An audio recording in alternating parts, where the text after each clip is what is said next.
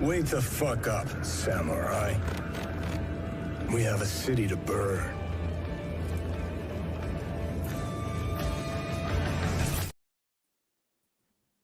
Hello. You know what? Oh, one other thing. Gamergate is here again. The gaslighting has begun again. The press are running scared again. Gamergate is here again. You love that clip, don't you? Well, I like his Starfield rant a little bit better. I almost played that one because it's a bit appropriate to one of the things we want to talk about because somehow Palpatine has returned. But anyway, hello, everyone. We have a special guest tonight, SmashJT, the one and only. Yes, thank you so much for hanging out. What's up? Thanks for having me. I'm so used to these really, really, really ridiculously long intros that I was kind of caught off guard with this one where I was like, oh, we're here. Yeah, I have no idea how to edit. I don't have a computer that is able to edit because I have a shit-tastic laptop that's 15 years old, older than me. I can edit your videos for you. I've told you this. I know. Jason can edit my videos as well and stuff, but I'm just lazy and procrastinate and just whatever. I'll do it for free. And look, this is going to be probably the most organized live stream we've had in ever. So it is because I actually have time. Oh. Yes, I wrote stuff down. Oh, hey. No, I wrote stuff down. I'm pretty sure most of my audience knows who you are, Smash. Because we got Frostbang and T-Gap Steve. T-Gap. T-Gap. No, yeah. Joshua Hannah say, what's up, everybody? What's up, Mr. TV Head? Joshua. I have no idea how to start. So, hello, Josh. Hello, Frost. Hello, Steve. And if we say Henry Cavill's name 3 times, Hunty will appear. Usually. But somehow Palpatine has returned. Wait, are you making a joke or is this actually a thing? No. The lovely, the one and only. Oh, Anita Sarkeesian. Oh, yes. Anita Sarkeesian, we all know this is, here's Anita Sarkeesian in a nutshell. Everything is sexist. Everything is racist. Everything is homophobic. And you have to point it all out. Could you imagine? Here's the thing about her. I don't believe her. Oh, no, she is the definition of what a grifter is. She inserted herself with feminist frequency and all this other stuff. Like she was like everybody, a few of the, I think, Craig was calling her, Stuttering Craig was saying that she's pretty much patient zero for all the nonsense that we're dealing with right now with all this ideological crap in our entertainment, in video games and movies and all this other shit. And I thought you said this came out whenever all the PC stuff came out, like all like which president? Oh no, the political correctness era with old Bill Clinton. That kind of started it. Everybody, at least that's what I think, and I do apologize for my generation for that.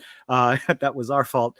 Well, to be fair, if she didn't, and I like how there's a picture of her with her spouse there. That's nice. If it wasn't, that's an inside joke for anyone that understands. Oh yes, yeah. Oh, I remember that video. But what's that? Okay. Oh, so Anita Sarkeesian was it? Do you remember? Was it for her birthday? Yeah, she married herself on her birthday. Yeah, she married herself. Totally sane. It's a totally sane thing to do. Mm-hmm. But here's the thing, again, with her, everything I know about her, which is very limited. I've never really done a deep dive on her, nor do I really care to.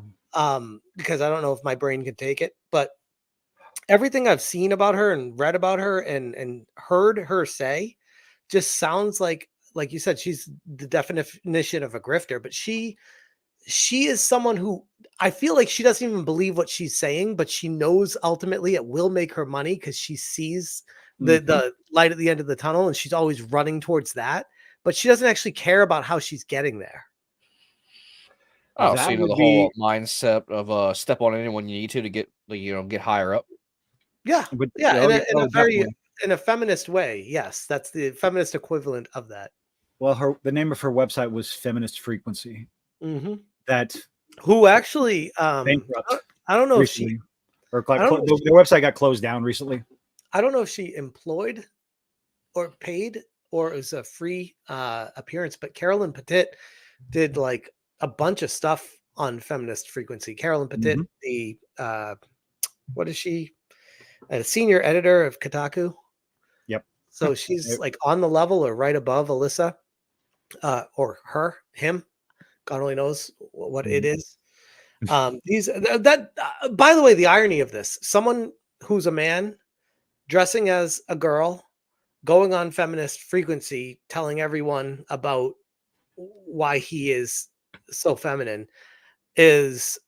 Oh wait, really, that's Carolyn. Yeah. Oh Jesus. That's what do you call it? Inception for. Oh, you know, one layer in, like a layer of another layer of another. Okay, so it's a dude dressing as a girl. No. The joke is I'm a dude disguised as a dude playing another dude. Right. Yeah. But anyways, I didn't mean to hijack it. I just. Oh no, it's okay. Oh no, go for it. Real quick rundown. This website. I mean, for sure, me and Smash, we've heard these words before. I think. Have you done your video on this yet? Because I got it. This is making the rounds today for sure. I was gonna, but I mean, other stuff came up that I cared more about, and honestly, I'm just like, I can relate to that. You know what I mean? I'm just like, I'm not gonna. I don't push it. Like, if there's a topic that comes out that I just don't care. Can I swear here? Oh, yeah, absolutely. Go for it. Okay, go for it. If there's a topic that comes out that I just don't give a crap about, that's swearing. I had to. No. I just wanted to prep you for it, just to let you down. But if that comes out, I'm just gonna be like, no, I'm not gonna do it. I'm not gonna bother. You snagged me. You snagged me. You know, it might be sad to say, but I feel like the whole her marrying herself, I feel like it'd have been more normal if she had married a blow-up doll. Oh, yeah. Well, again, the marrying herself goes in line with what she does. I feel like everything she does is for attention, and I think that's why part of me is not wanting to give it to her. I'm like, she's doing. It's similar with Alyssa too. Like, I see a lot of tweets from Alyssa that I don't cover because I'm like, oh, she's just fishing for attention. If you ask her, she'd be like, what's this other stuff came up that I cared about? Like, exactly. Watching paint dry. Exactly. No, but like, I know if you would ask Alyssa, she'd be like, oh, I'm talking about her 24/7. I'm like, no, if she does something really stupid or fucked up, then yeah, I'll cover it. But I mean, there's a lot of things I could make videos and could grift off of her if I wanted to, but I'm like, no, I don't want to. I don't care. Like, if she does something stupid, I'll be there for it. But you mean like an actual journalist? She's really good at that because she's all like Alyssa Mercante. She's always trying to get herself into attention. She needs attention, just like Anita Sarkeesian, desperate for attention. Like people who wake up every morning trying to justify their lives to get on Twitter and look for something to be offended by. It's like, what are you doing? I thought about this too. You're absolutely right, and I thought about this from not just Alyssa's perspective, but just feminist journalists in general. Their career is dwindling. The line of work is becoming unnecessary. It's been unnecessary, but it will not be available in the near future, most likely. And what is outside of sex worker? What is the next employment opportunity? And Anita Sarkeesian is, I hate to say this, blazing a trail of success in what the next step is for these feminist grifters. And it's stupid stuff like this, where the side effect is destroying the game industry, but for them, it gives them a career. Mm-hmm. Well, she had done this before when I know. When CD Projekt Red, doing it again, and it's again, yeah, like Alyssa. Yeah, when CD Projekt Red was working on Cyberpunk, and they were getting all kinds of flack for that one particular poster of the hot chick with a penis with a bulge, and it was being used in the in-universe advertisement for soda. That's all it was. And that's like the epitome of acceptance when corporations are using your demographic to sell a product, and it was fitting in the 2077 universe, in the Cyberpunk universe, where body modification was normal. And yet CD Projekt Red was called transphobic because of the poster. And if you remember as well, Mike Pondsmith was called racist. A black man was called racist because of the depiction of the Voodoo Boys in the video game. That is the state of journalists. Ugh. it's insane. Well, we saw But the yeah, state of journalists she, last night with Ethan Gosh going after Asmongold's video and Warhammer. Everybody goes after Asmongold. Yeah, but the CEO of Saber commenting on the video, and then Ethan Gotch trying to like slander because it paints DEI in a bad light. He was trying to find any crumbs to be like, oh, is that not him or is it him? Let's confirm it so we know who to slander right now. It's like that's their mentality. It's like, who do we go after? You know, imagine waking up like that. He's gonna be slandered, but he's gonna wipe his tears with those like $100 bills from the game he just sold. Right. Well, apparently, Ethan, not Ethan, the CEO. Oh, let me find. I need to find the tweet because I want to get it specifically. Is it like I'm trying to remember. Or something? I've been doing so many videos, I can't remember the guy's name right now. Saber Interactive. Legacy Killer commented on this one. Matthew Karch. Let's see. Yeah. He commented. Let's see. So there was something. So apparently Karch responded to a LinkedIn about it. He responded on LinkedIn. He said that guy sounds pretty smart or something like that. Whoever wrote that seems pretty sharp with a smiley face. So it's like, yeah, looks like that post was actually from him. So I was like, okay, cool. I don't see the issue of appreciating people who appreciate your game. I don't see the issue in that. Well, you're not Kotaku. That's why you don't see the issue. Yeah. And I think he took a jab at. Who did he take a jab at? Where was it? He took a jab at Embracer and the environment at Embracer Group and how they wanted to put all kinds of inclusion, forced inclusion, diversity, and bullshit in the video games and everything. It just made him cry. And wanting to get back to the basics of video games, back to the just fun gameplay loops, something we're all desperate for.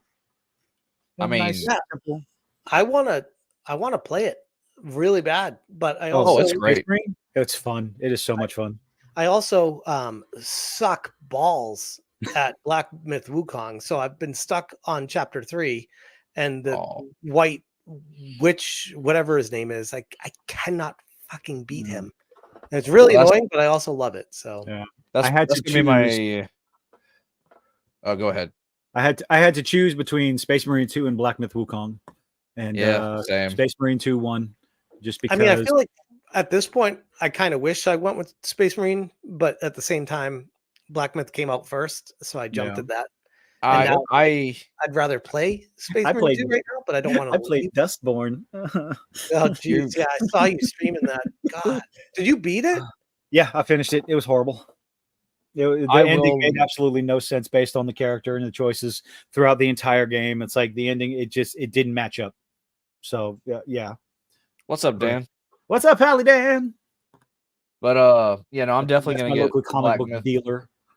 I need to go over there. I need to get over there sometime this week. The funny thing is like people are like, oh, you're a real journalist, JT. You're actually a journalist. And I'm like, I don't want to be a journalist. I just want to talk about games, and these people keep fucking getting in my way.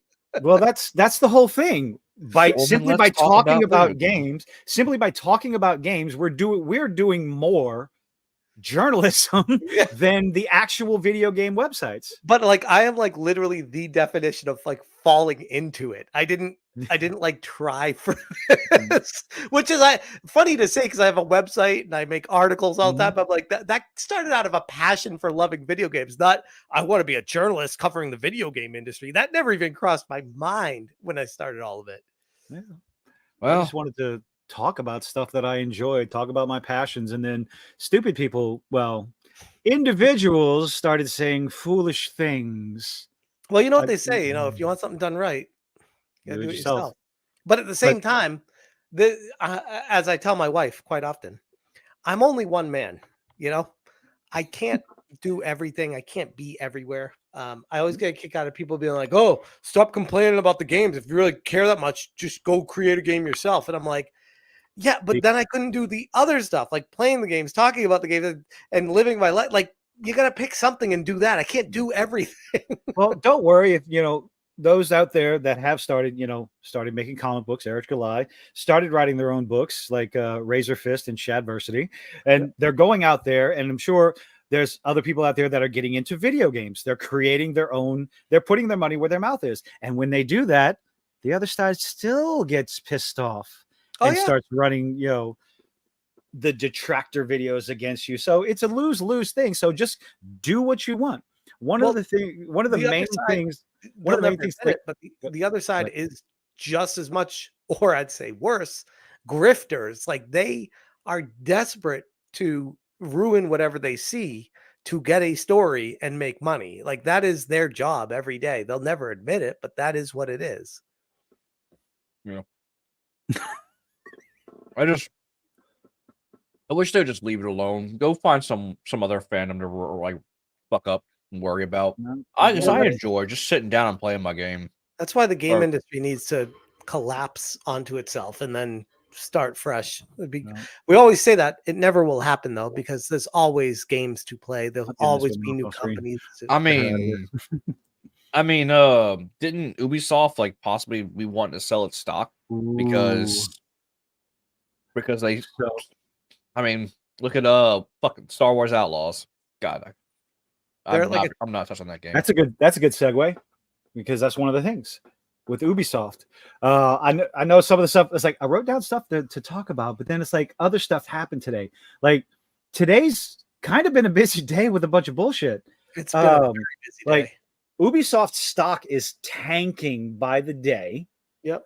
And with Star Wars Outlaws, now we get criticized for giving our opinions of a trailer, whether it's a video game, TV show, or a movie. So when Star Wars Outlaws came out, what's the first thing we see? We don't see gameplay. We see the look of the characters, right? Yep. And we're going to criticize the look of these so-called AAA games and their characters that are in this game from a multi-million-dollar quadruple A. Good Jesus.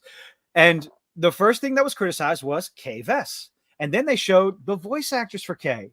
And it's like, what is this? Night and day. Absolute night and day. And of course, we were called misogynists, called all kinds of names and everything. And then the game came out and people played it.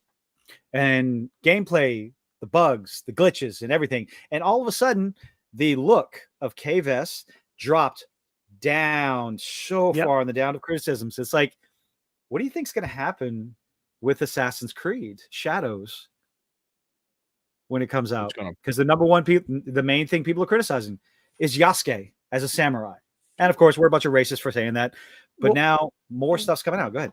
Just to back it up a little bit, and I guess fast forward to what you just said too. It's all encompassing how they always try to, they want to paint you into a corner. They want to put you into a category. They want to be able to point to you and say, this is where that person fits. That's who they are. That's how the left works. And it's like, I know. They've tried to paint me as a racist. They've tried to say that I'm misogynistic. They've tried to say I'm sexist. They've tried to say I'm like, literally, if you name it, they homophobic.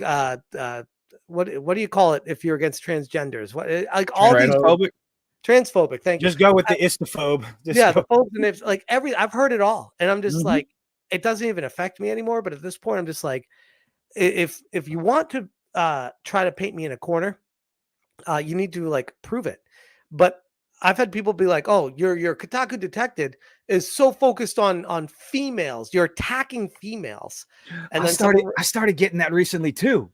Even though it's like nobody's paying attention to the other videos that I do. Right. Exactly. That's how people work. They see one thing and they're like, "Oh, he like today I made a video on that girl Marina or whatever."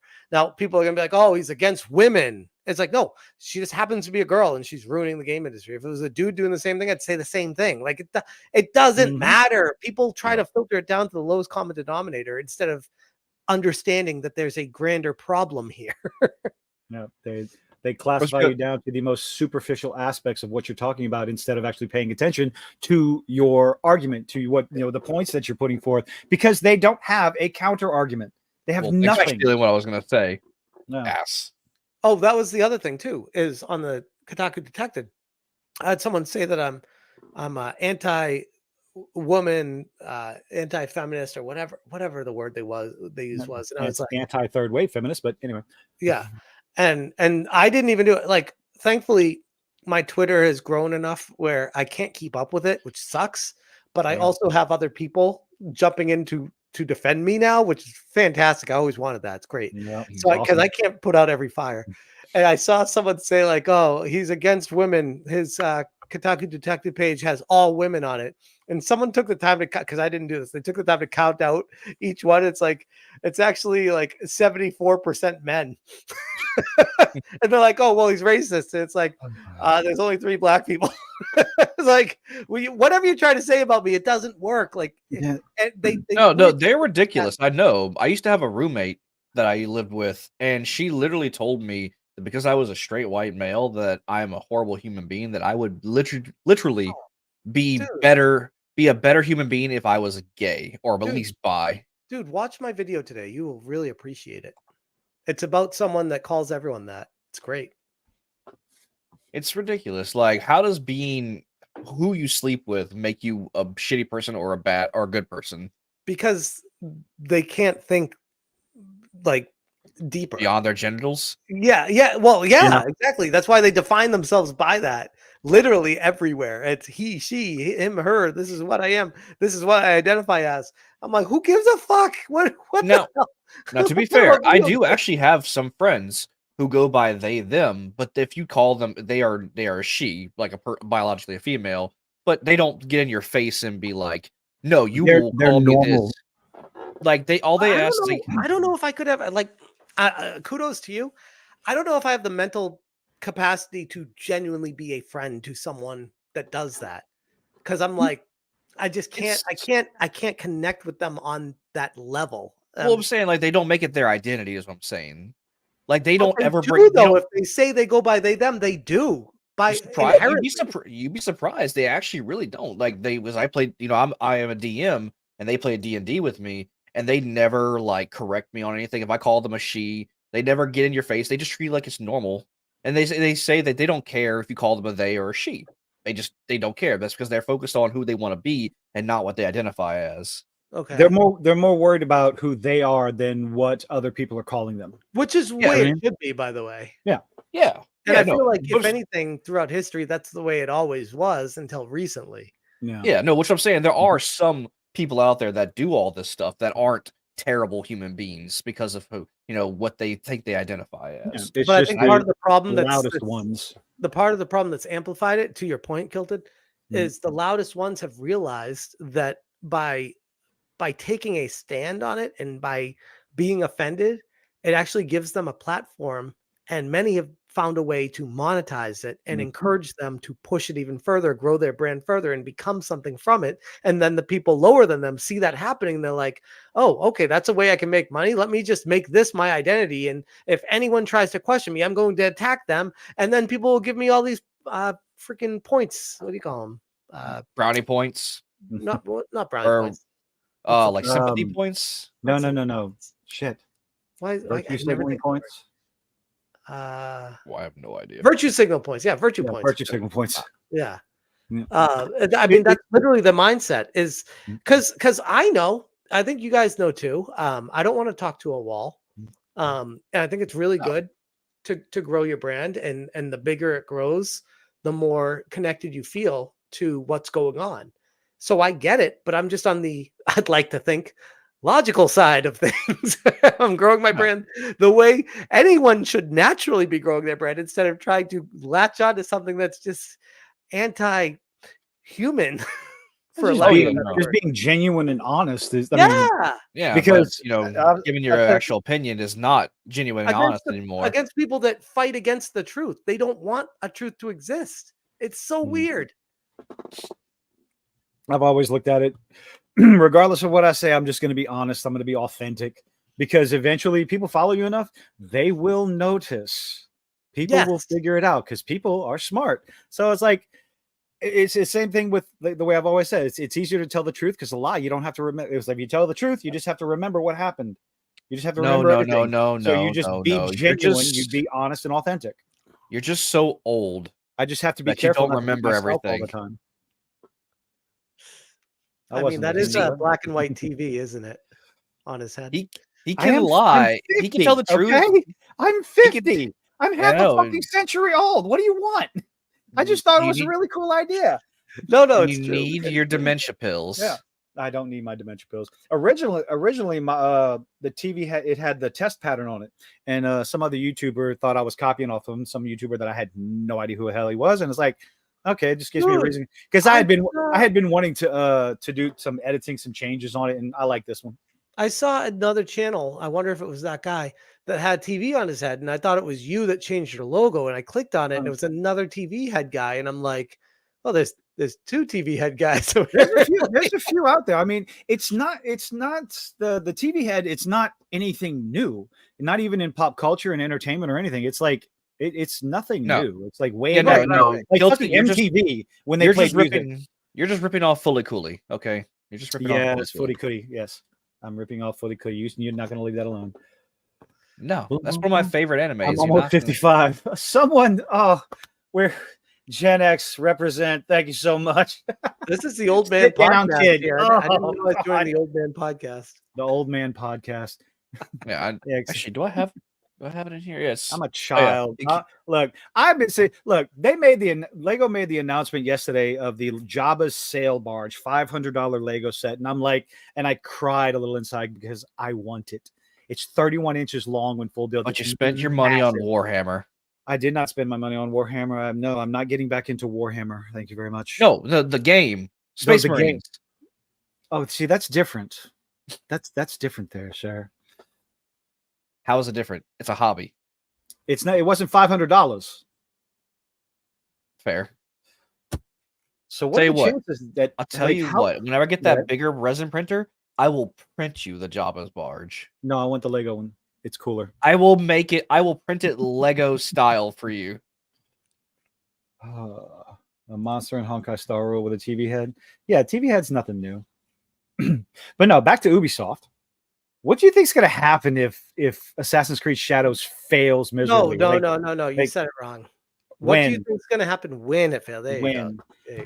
Because it will. It will fail, and it will fail miserably. There's no chance. Like, it will sell because it's Assassin's Creed, but it's not gonna. It's not like Madden. It's not gonna just be like the same Madden bros going out and buying it every year. Like, I feel like this one is different. And also, by the way, watching the gameplay of it, it looks boring as fuck. I'm just like, why would I play this game? It looks like they tried to rip off Dynasty Warriors. Yeah, Dynasty Warriors and what's the other one? Orochi Warriors, Samurai Warriors. Which no, the more recent one. Ghost of Tsushima. Yeah. Oh, okay. But I can't say Tsushima. I'm gonna eat while I talk, so I'm gonna turn my camera. Man, I have a bowl of macaroni and cheese right here. I ate my sushi before the stream. Thank you very much.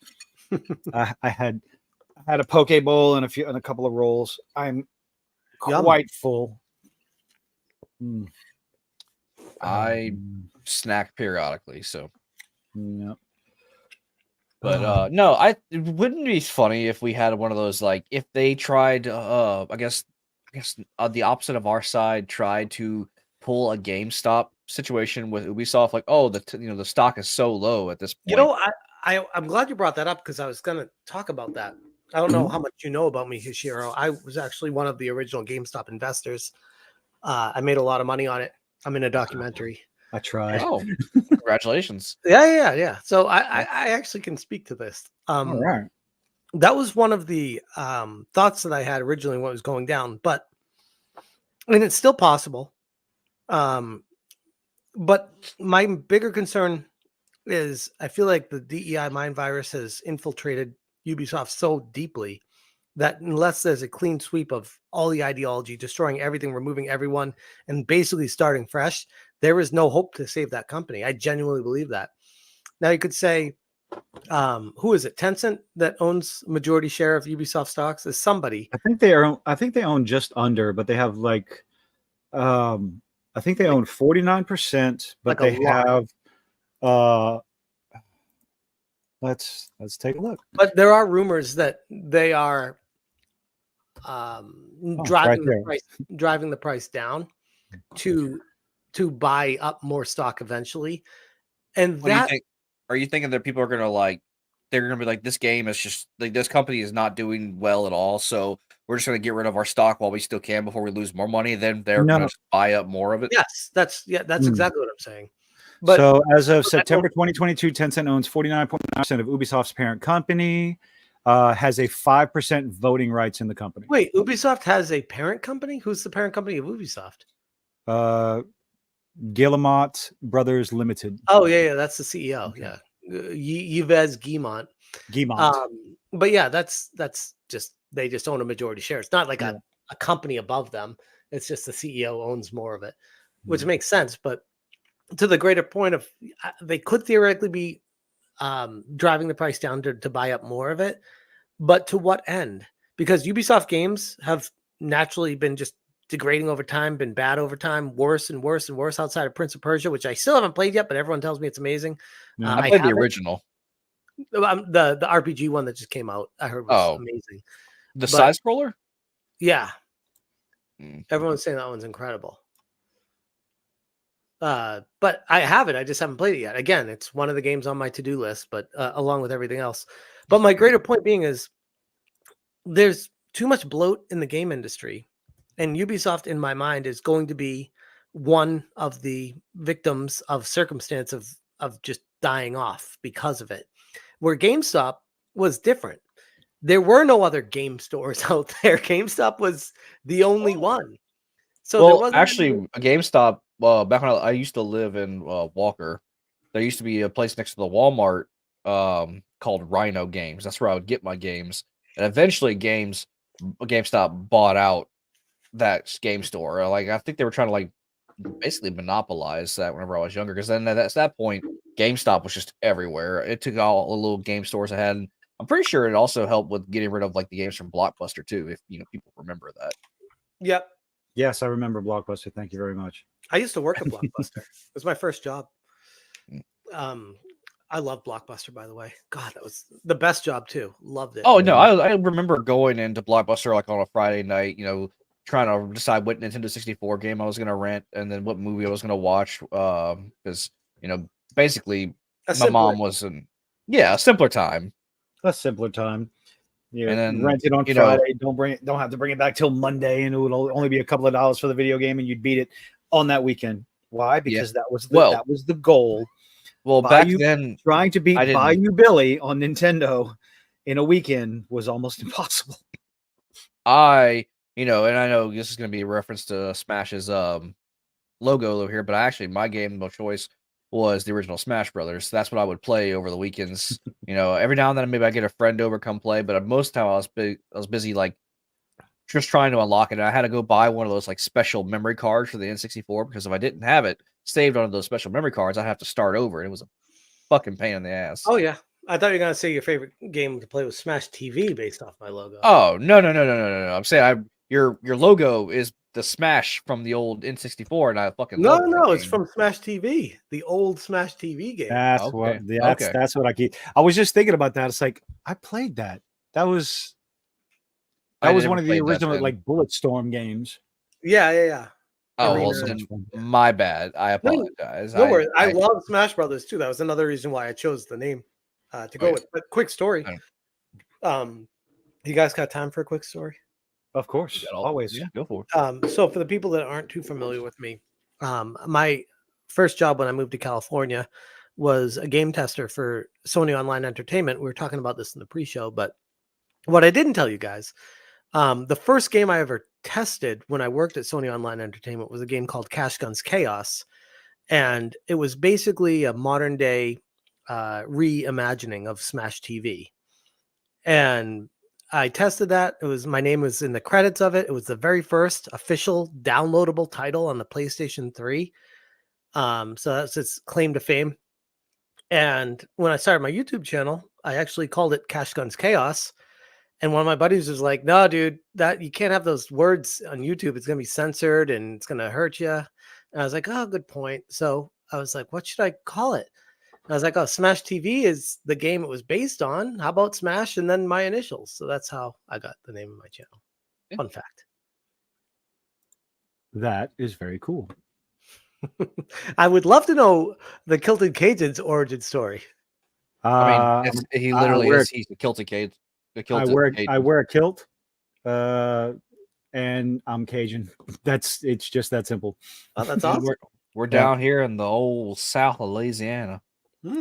Yeah, and at least this Wednesday we're not going to get interrupted by your daughter sending you a message like, "We lost power." I'm like, "Oh Jesus, there's water coming in through the door." That's what happened last Wednesday night. Yeah, I get a message from my executive producer. It says, "Water's coming in through my door." Huh? Oh my God! So yeah, that kind of derailed everything that was on my brain that night. If it makes you feel better, Kilted, we were like 6 minutes from ending anyway. Yeah, so I mean, I know. I'm over in San Diego, where it's a desert. I don't worry about rain. I worry about lack of rain here. We don't worry about. There is no such thing as a lack of rain around here. It is consistently wet down here. Yeah, 90% humidity, and it's not raining. The sky is always moist over here. Moist. Oh Jesus. Yes. But back on the Moist GameStop thing, real quick. If you guys ever find the time, Hushiru, sorry. Did you, however you pronounce it? I always pronounce it Hoshiru, but no, I just misspoke. I just say Hoshi. I'll call you Hoshi. Hoshi, if you ever get the time with your fiance, I encourage you. Do you have a Hulu subscription? Not anymore. We actually canceled that recently. Okay, well, it's streaming on YouTube too, illegally, but the full movie is still on YouTube. It's called GameStop: Rise of the Players. Is it that one with that actor that he's got like, he has like the no chin kind of guy? No, it's not. It's not the one about Roaring Kitty. It's the one about the people that followed him, and that was the one that I'm in. Okay, so it's not on Netflix. It's on that down. It's called GameStop: Rise of the Players. If you just type that into YouTube, I'm actually in that documentary. I'm a lot. Like it's me and like 5 other people, and they just travel through our experience with it. And it was actually playing in movie theaters. It was pretty cool. I took my whole family to it and watched us on the big screen. I don't know about you guys, but I never thought I'd live my life and see myself in a movie on a movie theater screen. It was pretty crazy. Let's see. What's a movie TV Cajun accent, Rand? Oh wait, I clicked on the wrong one. Yeah, it went straight to Prime. You should hear him get on so every time somebody tries to pull a Cajun accent, everybody asked me when X-Men 97 came out, they asked me about everybody wanted to know my opinion of Gambit's accent. And then from the movie, Gambit's accent, I'm like, no. Well, like no, my buddy Bray. Not everyone talks like that here. Not everyone talks like Troy from Swamp People. And the story that I like to tell everybody, you familiar with Swamp People, Smash? Not necessarily, but I am familiar with a situation where I'm from Boston and everyone talks like from Southie from the movies. It's like, no, not everyone has a Boston accent from Boston. Like it's different. Well, Troy, Swamp People is about a bunch of alligator hunters.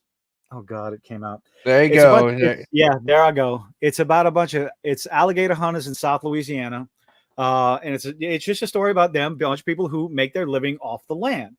And Troy is one of the main characters, one of the dad of one of the main families they follow, and he has a heavy coon-ass accent.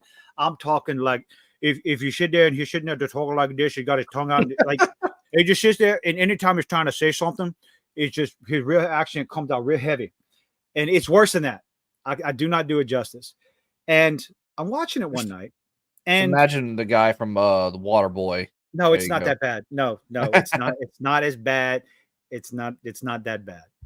But there's closed caption on TV on the Discovery Channel, and I was confused because I could understand everything Troy was saying.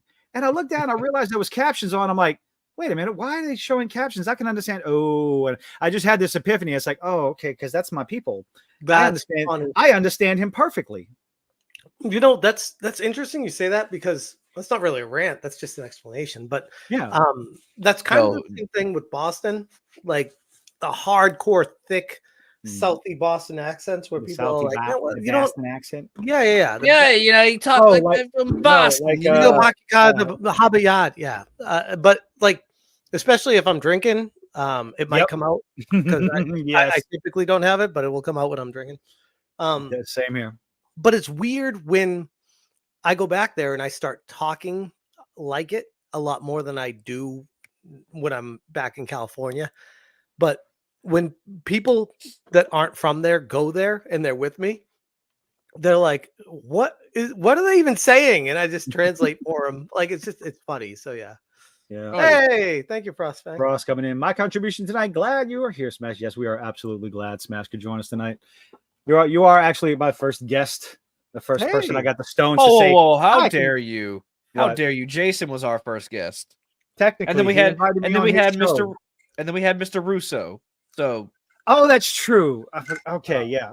I you don't gotta feel special. you see he gets all in his head, his big TV head, thinking he's Well, I like, don't I know. got. It's like I'm 40 50. times I got a set up touch of first guest. autism. My memory is Swiss cheese. Okay.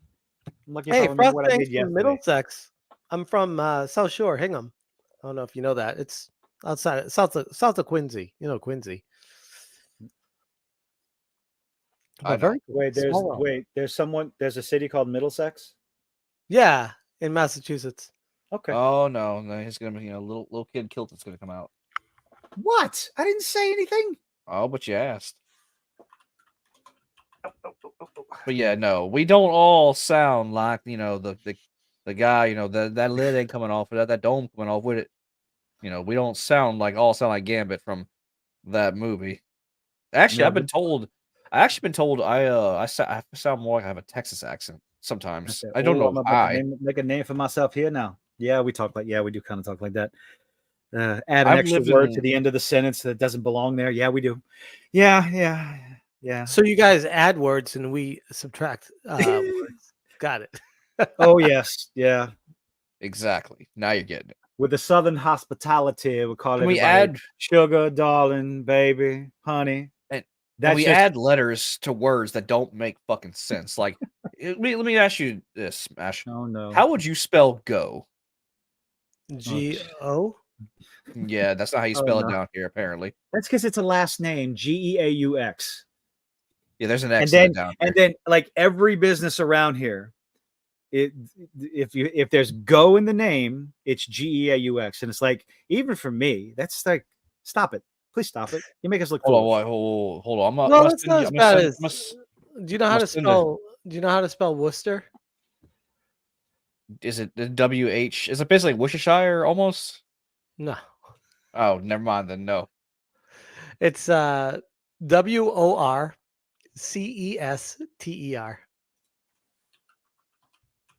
So go ahead. I'm gonna send this in the private chat. I want you to tell me without saying it. I just want you to tell typed it in me- the public chat. Oh. Pronounce that for me. I thought it was Worcestershire sauce, like Worcestershire. Yeah, That's what I thought. That's how people in Massachusetts know if you're not in Massachusetts. Be like, oh, that's an out of towner. They can't spell Worcester if they can't. Okay. Oh, I couldn't How spell would it, you no.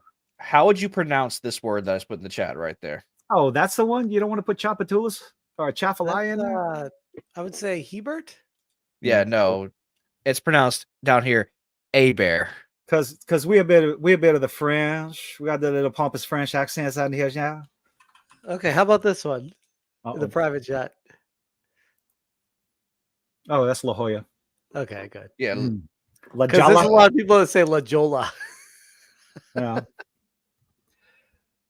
Living la it's vida like, Jola. Spanish inspiration is not the word I'm looking for. I mean, my last name is Martinez, so I mean, yeah, well, it's like we have, it's like French, Acadian down here, Canadian French, all that other shit. Creole. Let me ask you this. Do I look like a Martinez? No. I mean, no. Exactly. Oh, everybody's starting. Everybody's coming up with the words. Yeah. See, EAUX is O, Boudreaux. Yeah, so that's how you pronounce that in Boudreaux down here. Oh, by the way, we get off on tangents quite a bit. There's a lot of sidetracking going along around here. Oh, same here. It works out well. See, we try to review stuff, but then we just end up talking like we would if we were in person. Oh, speaking of reviews, are y'all excited for Agatha? I'm watching it. Ah! Is that You're the gonna drag gayest? me. Is that the gayest show ever? That's the gayest show ever. You're gonna drag me down with you. Might have to pass on that one. Oh Lord, like how is that your advertising? And you I mean, it was expect people to Acolyte's take you advertising. seriously. And it's Because I Agatha's think- advertising now too. You know what Like, it is? on- You know what it is? It's people that have never been told no their entire life, and they get so caught up in their own head that whatever they do is right, and they get a camera put in front of them. They're so out of touch with what the common person cares about, and this is the disconnect that we're seeing right now in real time. I think it's really that simple. Yeah. It's On a separate, going back to the name thing. Ryan, is it Regina? I assume Regina. That's how it should be Regina. Final, Yeah, final Someone answer. say Regina. I mean, there's a pizzeria Regina in Boston. That's how they say it. So yeah. I wouldn't say Regina, that's for sure, because that doesn't, But yeah, Oh, no. no. Oh, it's not how we pronounce it. Is it? Oh wait. Oh, the city. The city's name is Regina. Regina. Yes. But yeah, no, I agree with you. We are Yeah, literally the city. seeing, The city's name is. It's yeah. Don't ask. The city's name is Regina. But if it's a woman's name, it's Regina. If it's a Make that pizzeria make- in Boston, Make it's that make sense. Pizzeria Regina. Make that make sense. Yeah. Right. It's yeah. Oh. But yeah, no, go back to what you're saying. Mm-hmm. Yeah, no, I feel like we are literally watching the studios just basically be not connected to the audience anymore, like which they used to. Yeah. Like we used to get movies and TV shows of like, things that fans actually wanted to see. And I had an argument with a friend a while back, like maybe a year or two ago. She was telling me that the reason why, like say the Marvel movies, for example, like we're seeing the newer stuff because her reason why is because like we've seen it all in the comics. And I was like, no. That's not what the fans want. They want to see the comics brought to life. We may know the stories by heart because we've read them. Like I don't know if you can tell, like I've got just a fuck ton of comic books on that bookshelf back there. Like we want to see our stories that we love brought to light. Maybe some people that have lack of brain cells want to see these new made up stories that didn't have a base. But the reason why we love these stories is because we grew up reading them and enjoyed the characters. We don't want to see them change. No, you hate it all. Remember, we hate everything. But real quick, before we keep going, my dad's got to chime in here. So this, Smash, be my guest. But burgundy. Burgundy. The color is burgundy. However, like Ron Burgundy in the World's Vagina. In New Orleans, it's a street named Burgundy. We love the English language. It's Burgundy. No, we love to butcher the English language. I feel like people butcher stuff just to find out if you're local or not. Maybe it's like a subconscious. No. That is 100% a thing. So down here in New Orleans, like we're not in New Orleans, obviously, but we live. I thought it was New Orleans. No, please don't ever do that. Whatever. Oh no, it is actually 2 words. That will actually let them know that you are not from New Orleans. It's still technically 1 word, but it's New Orleans. It's not New Orleans. It's well, to be fair, when I'm in Vegas, and I think it closed down, but we used to call it the Orleans. The Orleans, yeah. No, Orleans. So, they actually the city of New Orleans actually has a little like game to let you know if you're a tourist or not. And they'll ask you where'd you get your shoes. If you're walking around Bourbon Street without your shoes on, you probably need a tetanus shot, but they'll ask you where you get your shoes from. Where you get oh Jesus, no. Go ahead, answer that question. Where'd you get your shoes from? No, I said where you got your shoes. That's it. Where you got your shoes. Oh. The vagrants on the street. Where you got your shoes? The answer's on my feet. Yeah. I would respond with at Costco. Yeah, that's how they know you're a tourist. Oh Lord. Anyway, what else is on your list, Hilton? What else is on I have no idea. What was I thought you said you were prepared. Oh, no, don't ever let that man lie to you. This dude ain't prepared for shit. I don't know. What was it? If we get to it, what was the last thing you were saying, Hoshi? About how that like we as fans like love to watch like our stories come to life. not this new made up stuff that just adapted The properly. fan fiction headcanon that we're forced to believe. I think more they're getting so far away, and they're saying, well, it happened in the comic books, but the newer comics. The newer comics that apparently are not having very good runs right now. But like, I may be in the minority here, but I'm not excited for I am curious about the movie, but I am genuinely excited about the Red Hulk. Because I have been obviously anyone who knows this, I have been a Hulk fan basically my entire career of loving Marvel, and I genuinely liked the Red Hulk run when it came out back in 2008. But so I'm excited, but I'm also worried that they're gonna butcher because they butchered the Hulk in the movies like entirely. The movie. I mean, was there even a good Hulk movie? I remember just going through the Ed Norton one was terrible. Hey, hold on now. Hold on now. Was that? Hold on now. Ang Lee was a product of his time, but it wasn't that bad. It was so bad. Look, as a little kid, I love that movie. I was a little kid when they came out, and I thought they sucked. Come on. God, I'm old. Like, I was never a kid when those movies came out. Like, I had kids. Well, I think I was like in college. Oh Lord. No, I get it. No, I do want a really good Hulk movie, but unfortunately, we know Universal has. I'm pretty sure Universal still has the rights to that, and Disney. I think that's one of the problems right now. Well, Disney doesn't know how to make a movie right now with the Captain America Falcon, whatever. 3 reshoots. It will not make its money back. But how do you do 3 reshoots? Because maybe because William Hurt they have no idea what they're doing. First of all, Jeez. but yeah, it's gone through multiple reshoots. I'm pretty sure the first set of reshoots was because the actor of Ross died. I'm pretty sure that's the first reason of the reshoots. Yikes. I have no idea what everybody's talking about in the chat. But for Agatha, I based on the trailer for the Captain America movie. Yet. No, I'm talking about we're talking about the Captain America movie.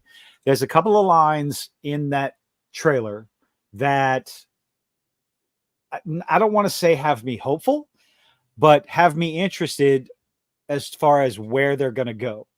When Ross tells Sam that, you may be Captain America, but Sam Wilson. It's like, I think that may have been a reshoot. You said that entirely wrong. You may be Captain America. You may be Captain America, but you're no Sam. Oh, you're Steve Rogers, not Sam Wilson. Okay. Whoops.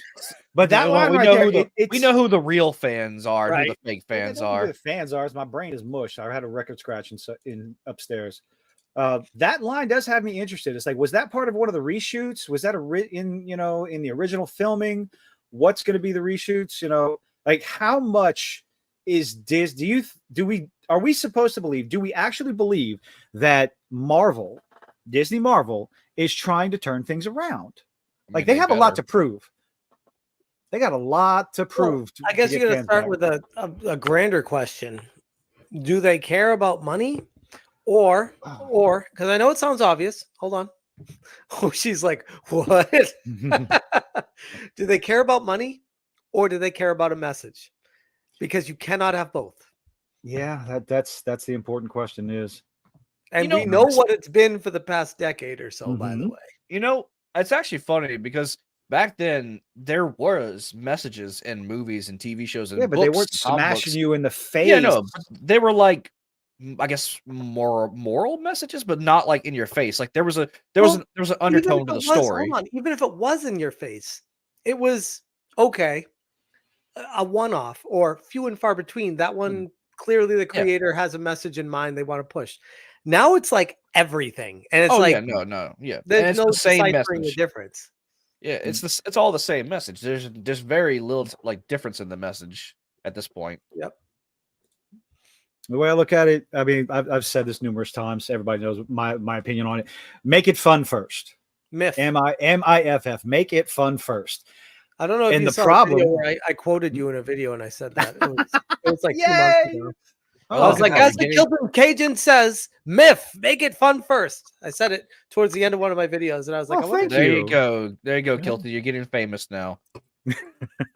You clearly missed that one. I was hoping you saw it because I'm like, if he sees this, he's gonna be like, oh my god, he said it. Oh no, I guarantee you, he's getting like a little schoolgirl right now behind the camera. I have no idea which video it was though, because it was like 2 months ago. So what he's telling you is, Kilton, you need to go rewatch all the videos. And we'll rewatch every single video all the way through twice to make sure you don't miss it. Sounds like it's time for another binge. Get that watch time. I do that from time to time. Right. I'll binge through a channel. It's like, all right, start here. Let's go start watching, see what I've missed. I like T-Gap Steve's myth. Make it fun first. Oh yeah. Fucker. Yeah. he wants to add that on there. And it's like, if there's ever a possibility where I get to the point where I get merchandise, I don't know. There you go. That'll be the first shirt. And I'm gonna put fuckers right at the end. And small Kilton, I have a friend who makes t-shirts and sells them at conventions for a living. Baby steps, okay? Baby steps. I can edit your videos. I got people at conventions I can hook you up with. I am lazy. I procrastinate. I put things off when I shouldn't. Well, get off your old ass and work harder. But now, as far as the studios being able to make a change and everything, and something I talk about a lot, of course, because I run my mouth. What do we do when we see red flags in the trailers? Like, how many red flags is enough? Like, let's see, what would be a good example? Like, I mean, honestly, no. Like, I know what you're gonna say. I feel like that's exactly why there's a surge of people that are just throwing their hands up right now, being like, "I'll just play retro games and watch old movies." Yeah, I feel like that's what it's turned into, where people aren't even trying to decipher anymore. It's been so bad. Well, it's unfortunate, and it's like we're being conditioned. We see 1 or 2 red flags, and we go, "That may not be that bad," and then we see the product, and the product is shit. And then it happens again and again and again. Like, wait, like I just like very few I don't want to lose hope. I refuse to black pill on anything. I have to hold out. I have let to me try put out. it this way. Look, I'd be curious on your thoughts on this. Okay. I was not fully invested in this whole DEI thing. I was thankfully ignorant to it all at one point in my life. Oh, I was too before Kilton fucking. And then, and then all of a sudden, Az has a rant about Starfield, and just it opened a lot of people's eyes. Well, it was happening before that. But that really set it off. But even before then, like, I played Last of Us Part 2, loved it, like absolutely loved it. Wow. Had a blast with it. Thought it was a great game. Thought it was a great story. And I went to YouTube to talk about it, and there's so many people like talking shit about the story, the wokeness, this and that. And I'm like, I didn't get that vibe from it because I felt like the story just fit. And maybe that's just me. I haven't gone back and replayed it, but back then I loved it. And I wonder like what your thoughts on Last of Us 2 were. So the Last of Us Part 2, I didn't play the first one. But I didn't play the second one. Well, okay. I tried playing the first one.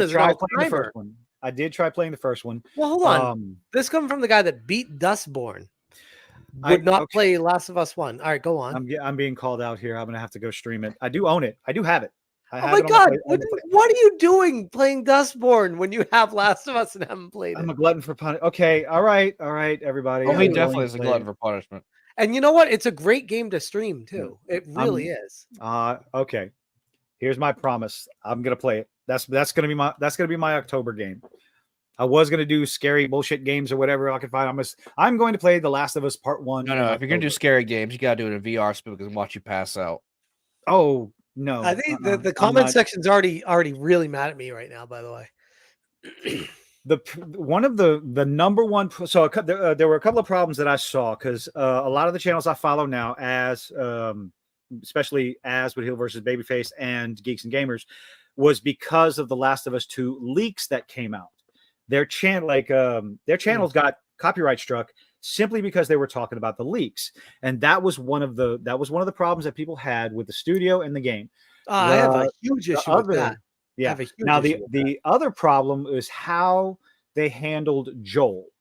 From my understanding, they turned Joel into an absolute idiot in order to get him killed.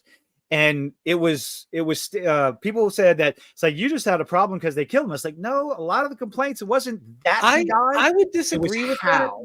Not because you're wrong, but because the timing of it I would disagree with. Okay. Because I feel like you could say that towards the end of The Last of Us 1, you could make that same argument about Joel. And it really tore at the heartstrings of, well, is he an idiot or is he not based off of, I don't know. Can I spoil this 20-year-old game to you or Oh no, I know what happens in the game. I watched the TV yeah. show. And So- I absolutely loved the TV show. So the whole draw to Last of Us 1 and why people were so torn about the story was he wanted to rescue the one person that could save, quote unquote, save humanity, but she would die because of it. And he valued that one life over everyone else. And me playing that game, I was like, I didn't agree with that, but the game forced me to play through that. So I kind of had an issue with The Last of Us 1 more. People are like, oh, it happened to Last of Us 2. I'm like, wait a second. Well, see, as a parent, I'd have killed everyone in that hospital. As a parent, everyone's dead. Everyone's dead. My daughter's living. I don't know. Well, As a parent myself, maybe it's easy to say because it's not in this position. But if someone told me my son or daughter could save the rest of humanity, I don't know. That would be tough. The world's burning. Nope. World's burning. I don't know. Like, I again, that's what made it so great, though, is that question. Like that right there is like, what would you do?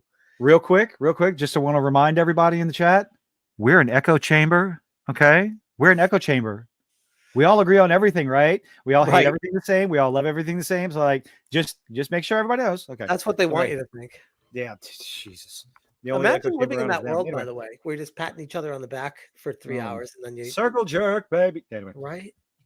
Dude, I unfortunately have to like experience that when I go to conventions because that's just what's there. Unfortunately, like listen, that's why I talk to I have a select group of people I talk to when I go to these conventions, and then I just ignore the rest of them all. Like nope, not even getting involved.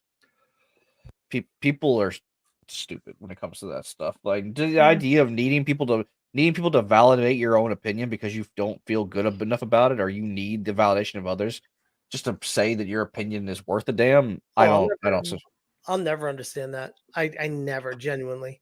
It's kind of like one of those things too. Doing the YouTube thing, you turn the camera off and you go back to your life. Like I don't understand. I don't get caught up with this. I always, that was like one of the things I always promised myself. As much as I love doing this and as successful as my channel ever gets, I still want to remember that I have a life outside of this forever. You know, like that's always going to be separate. So it's weird until some crack wannabe failed cam girl journalist brings that into your personal life. Yeah. And makes a shirt. She made a shirt. She made a shirt about it. Good Lord. She made a shirt about me and then threatened to sue me after it. I'm trying to follow the timeline of this, and it's just very confusing to me. And what boggles my mind, I know Grums has talked about it. We've all talked about it. It's like, this is over opinions on video games. That's it. I think we have different video games. It's not though. For us, it is. Well, for us, it is. Right. But for Alyssa, it's monetization. It's a brand. It's activism to push an agenda. It has nothing at all to do with video games for her. And I think that's where the dichotomy is really exposed. I'd like to apologize real quick for the chat. I'm trying to pay attention, but I'm failing miserably because y'all are talking. I love you guys, but any chance, Smash, Real Bob Newman, any chance you can get a tour of the PlayStation headquarters like you did with it? You got a tour of the Intellivision HQ? Oh man, you met me after my Intellivision saga, didn't you, Kilton? Oh my goodness, man, there's a lot of me you don't know. Yeah, I actually was really tight with CEO Tommy Tallarico for a while. I don't know how familiar you are with that situation. Not really. Okay. All right. But no, I went to the Intellivision headquarters. I toured it. I went to Tommy's house. We hung out. Wow. And he invited me over to his house for parties. Like we were tight. It was awesome for a while. Like he was cool. And then it kind of fell apart when I realized that he was all talk and no actual tangible work. There was nothing that actually got done. No feet hit the ground. It was just, we're going to do this. We're going to do that. It's all the. Now, was that when the Intellivision first came out, or did them trying No, to do this is a couple of years ago. The Intellivision Amico. See, my familiarity with the Intellivision is way back with the Atari 2600. And yeah. No, he bought the brand from what's his name to try to start a new console with it. Oh, and that didn't work out, but it was unfortunate for a couple of reasons. One, I got a lot of hate from people because I was really excited about it and I was pushing it a lot on my channel because I'm like, here we go. It's a new console. It's going to be cool because I played it and it was fun. Mm-hmm. But then people were like, oh, it's a scam. He's taking you for a ride, literally.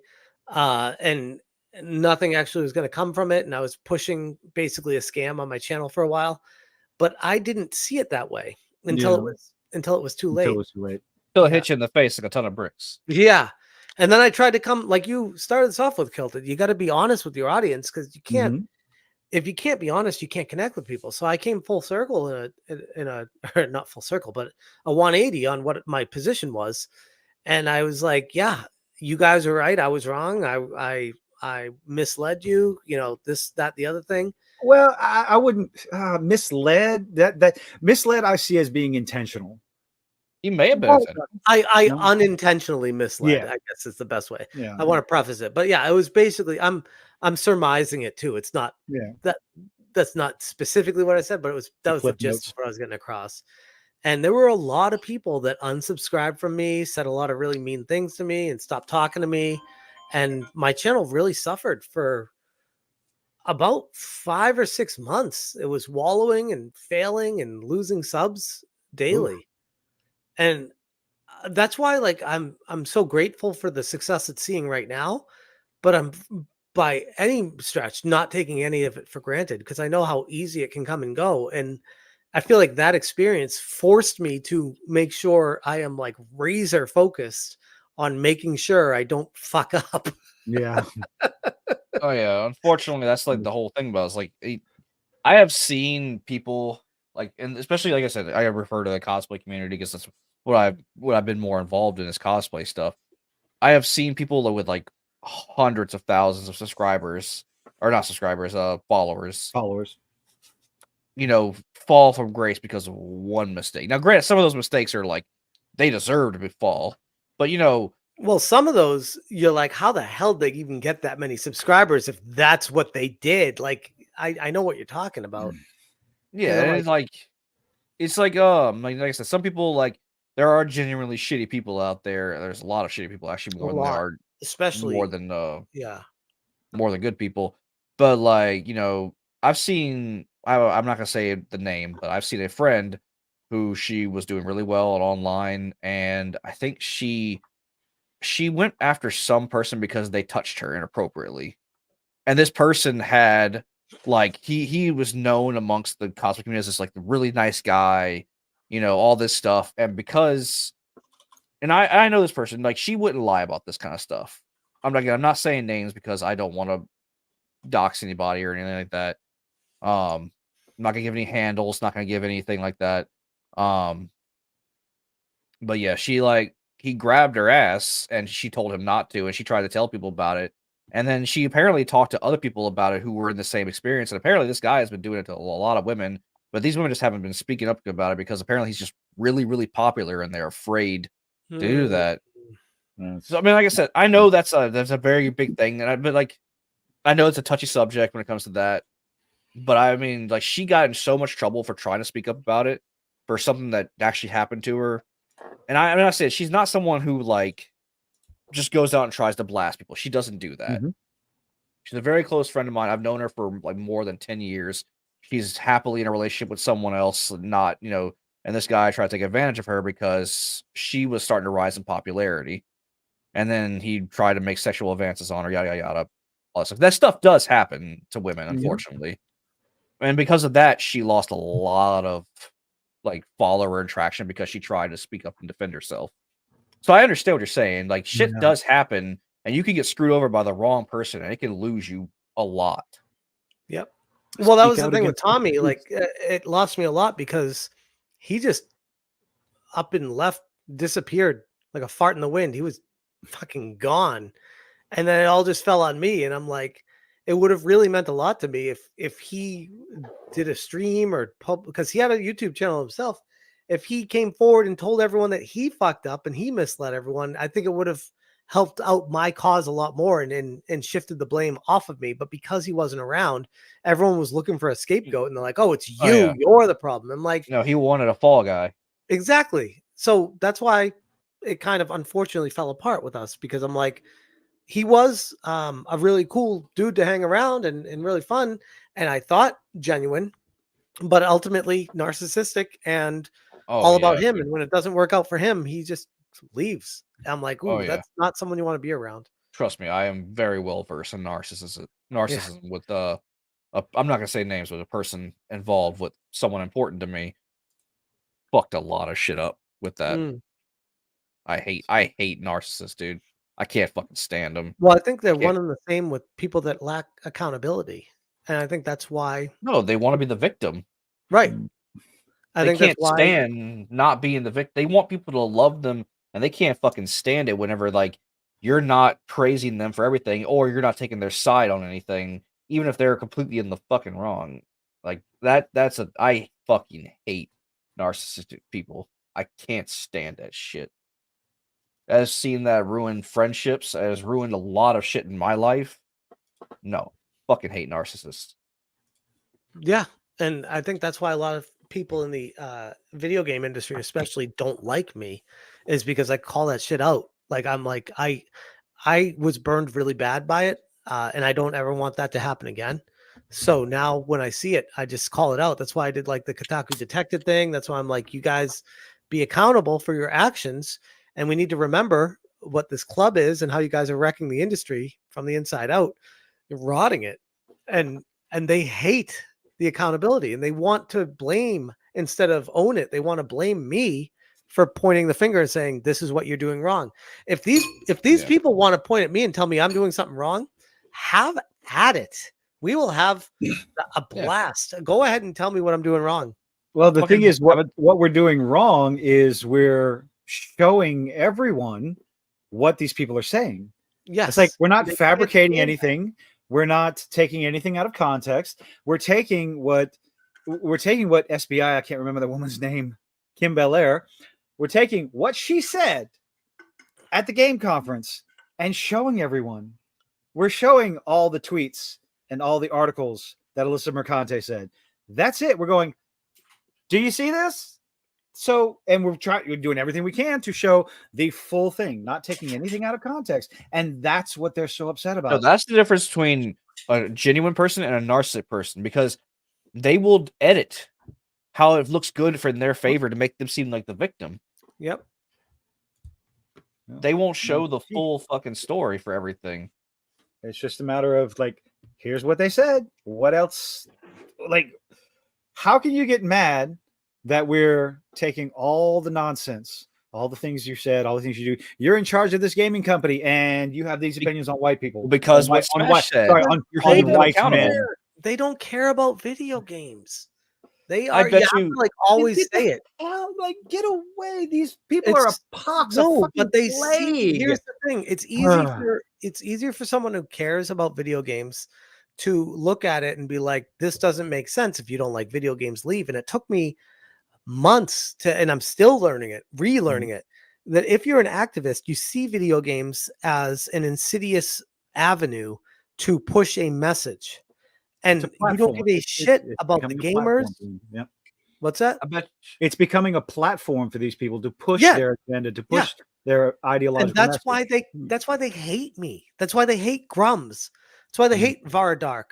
That's why they hate the more a channel grows, anyway, the more angry they get.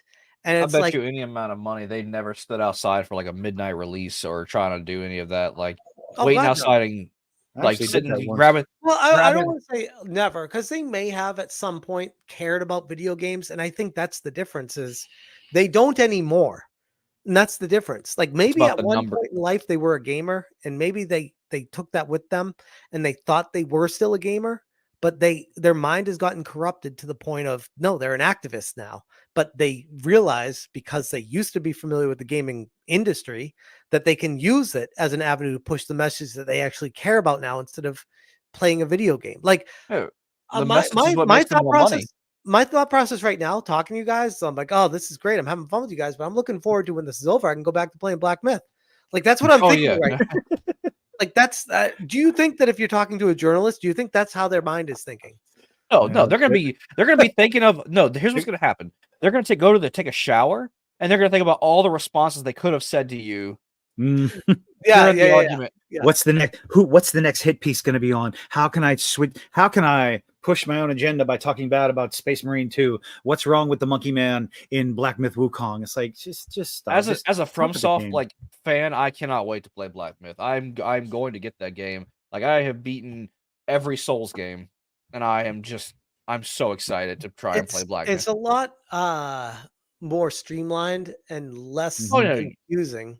Oh yeah, no. I saw the like the graphics. I mean, I'm not fuck. Why the hell did I say graphics? The gameplay. Like, honestly, like I was like, okay, this is gonna be a Souls-like game. I'll still play it. I'll still enjoy it because I like those games. What really got me was seeing that you could hop on the Nimbus and open world fly around. That I told you on PC they've already got a Goku mod for it. So, I told Kilt about this a couple streams ago. I don't know if you saw someone. They had to have been trolling. They fucking had to have been trolling. They said that what was it? That someone should sue Black Myth Wukong for ripping off Wukong from Goku. They claim that Black Myth Wukong ripped off Dragon Ball Z. They ripped off the Nimbus. They ripped off the Power Pole from Goku, from Dragon Ball, not Dragon Ball Z, from Dragon Ball. It's all based on the same Chinese mythology. Yep. It's not ripping off anything. It's the mythology that's using. That's like saying that a game about the ancient Egyptians is ripping off another game about the ancient Egyptians. Like, no, it's based off the ancient Egyptians. That's like saying Tolkien, like Rings of Power ripped off Dungeons and Dragons. It's like, please go away. Right. That's the same mentality. That's why I firmly believe the guy was trolling. It's like, no, you're trying. And I think right there, you just hit on a really good point. The problem with the internet is it gives everyone an equal voice. And while that's good, and I feel like everyone should have a voice, unfortunately, there are some crazies out there that say a crazy thing, and then people talk about it like, wow, that's a crazy thing. And then people are like, oh, that's the majority of people think that. It's like, no, that's one crazy person said that. That's not what everyone thinks. Yeah. You would think that, like, because I'm on this stream with Kilted, that I might like regularly blast my opinions on social media, but actually, I don't. I'm on there for the funnies, like to watch the funny reels, and then I post my silly little hobby on there. That's what I do. So I don't understand people who like feel like they have to go and blast these opinions on like these stupid opinions without giving them the facts. Like, I never understood. Like, that's why Kilted said he has to be trolling. Like, how could you just blatantly post something without having the knowledge behind it to post that? Well, I mean, you could be someone who just played Space Marine 2 for the first time and have no idea what the world is actually like and start complaining about it. What is there to complain about? It's a fun game. People who don't I mean, you complained to me because I almost got you killed by burning the ground with those mice things. You could be synthetic man and call the game woke because, you know, there's black space marines and a woman in charge of the Imperial Army. It's like, oh no. Right. Oh. Well, to be fair, I don't know the Warhammer lore. I don't know the Warhammer lore. I will not claim to know it. Yeah, neither did he, but he felt the need to criticize it. Dude, I played Warhammer Space Marine, the original one. I had no idea what the lore was, and I had fun with it. So I want to play this one. Yeah. Oh, it's fun. If you like the first one, if you like the game in the style of Gears of War, you will absolutely have fun. Yeah. It's a nice little short campaign, but the operations, the multiplayer stuff is still part of the story. It's part of the game. It's just extra missions to go on, and they're fun. And you don't want to do the operations with by the AI. Way, you want to do it with people. Ever since we streamed that one time we played, I had this stupid song stuck in my head for like the past fucking 5 days. I caught myself singing that play in Magic the other night. You know, I'm still standing. You know my life's still standing. You just fade away. Don't you know I'm still standing? Better than I ever been. Looking like a true survivor. Feeling like a little kid. I love that. I do so. I love that. That's great. Somebody, and this was before Space Marine 2 came out. They took an AI and took Elton John's song and did it with the gruff Space Marine voice for the entire song. I listen to it and I watch it every couple of days. It's just like because Space Marine 2, it is a simple you versus the Horde. But I mean, it goes back it's to a fun gameplay loop. Yeah. Again, not to sound like an old man, but it's just I need more time. Like I want to play Visions of Mana. I want to play. My friend is soup. She has been like chomping for that. Like she's played all the Super NES Mana games. Man, the original Mana is one of my favorite all time games. Like I love it. And then Steam World Heist 2, I just bought last night and installed it. And by the time it was done installing, I fell asleep. I'm like, I didn't have time to play it. I'm like, I need more time. I need more time. It was on sale right now, by the way, $20, 33% off on eShop. Oh, I would be playing more Space Marines, but currently right now, like whenever I have the free time, if I'm not doing my hobbies, me and my fiance are having like our little like game sessions of replaying Baldur's Gate. Like we have been going through just enjoying the hell out of that game together because it's a fun game that we get to play as like an online D&D campaign together. I want to get I still haven't gotten Baldur's Gate 3. I want to get Baldur's Gate 3. I want to get Black Myth Wukong. I was just talking to my best friend and he called me. He's like raving about Baldur's Gate 3. He's like, "Oh my god, I put over 180 hours into it. It's incredible." I was like, "Geez, I don't even have 10 hours." Like, wow. Tell you what, Smash. If you want to get Baldur's Gate, we'll convince Kill to do it, and we'll do a campaign on it. I mean, if you find a way to coordinate all that time, freeze time. Let's make a time freeze device first, and then absolutely. Well, it's a great game. So if I can't recommend it enough. It is one of my favorite games. Now it's not my favorite game of all time. That title goes to Dragon's Dogma. I fucking love Dragon's Dogma. Cyberpunk 2077, my favorite game of all time. What is Cyberpunk 2077? Really? Yes. Not the release version, but the updated version. Oh no! Well, okay. I had it. I bought it the weekend of release, and I put over 600 hours in it, and I was crashing every 2 hours. And I'll say all those hours of you trying to restart the game. No, it would like clockwork. So, and even with those crashes on a PS4 Pro, I like the game's fantastic. The story is fantastic. The voice actors and actresses, just everything. The city is just Night City is just absolutely beautiful. And then Phantom Liberty came out and it made it even better.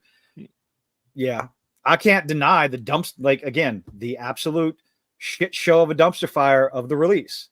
Yeah, there's no denying that. But the bugs and the glitches.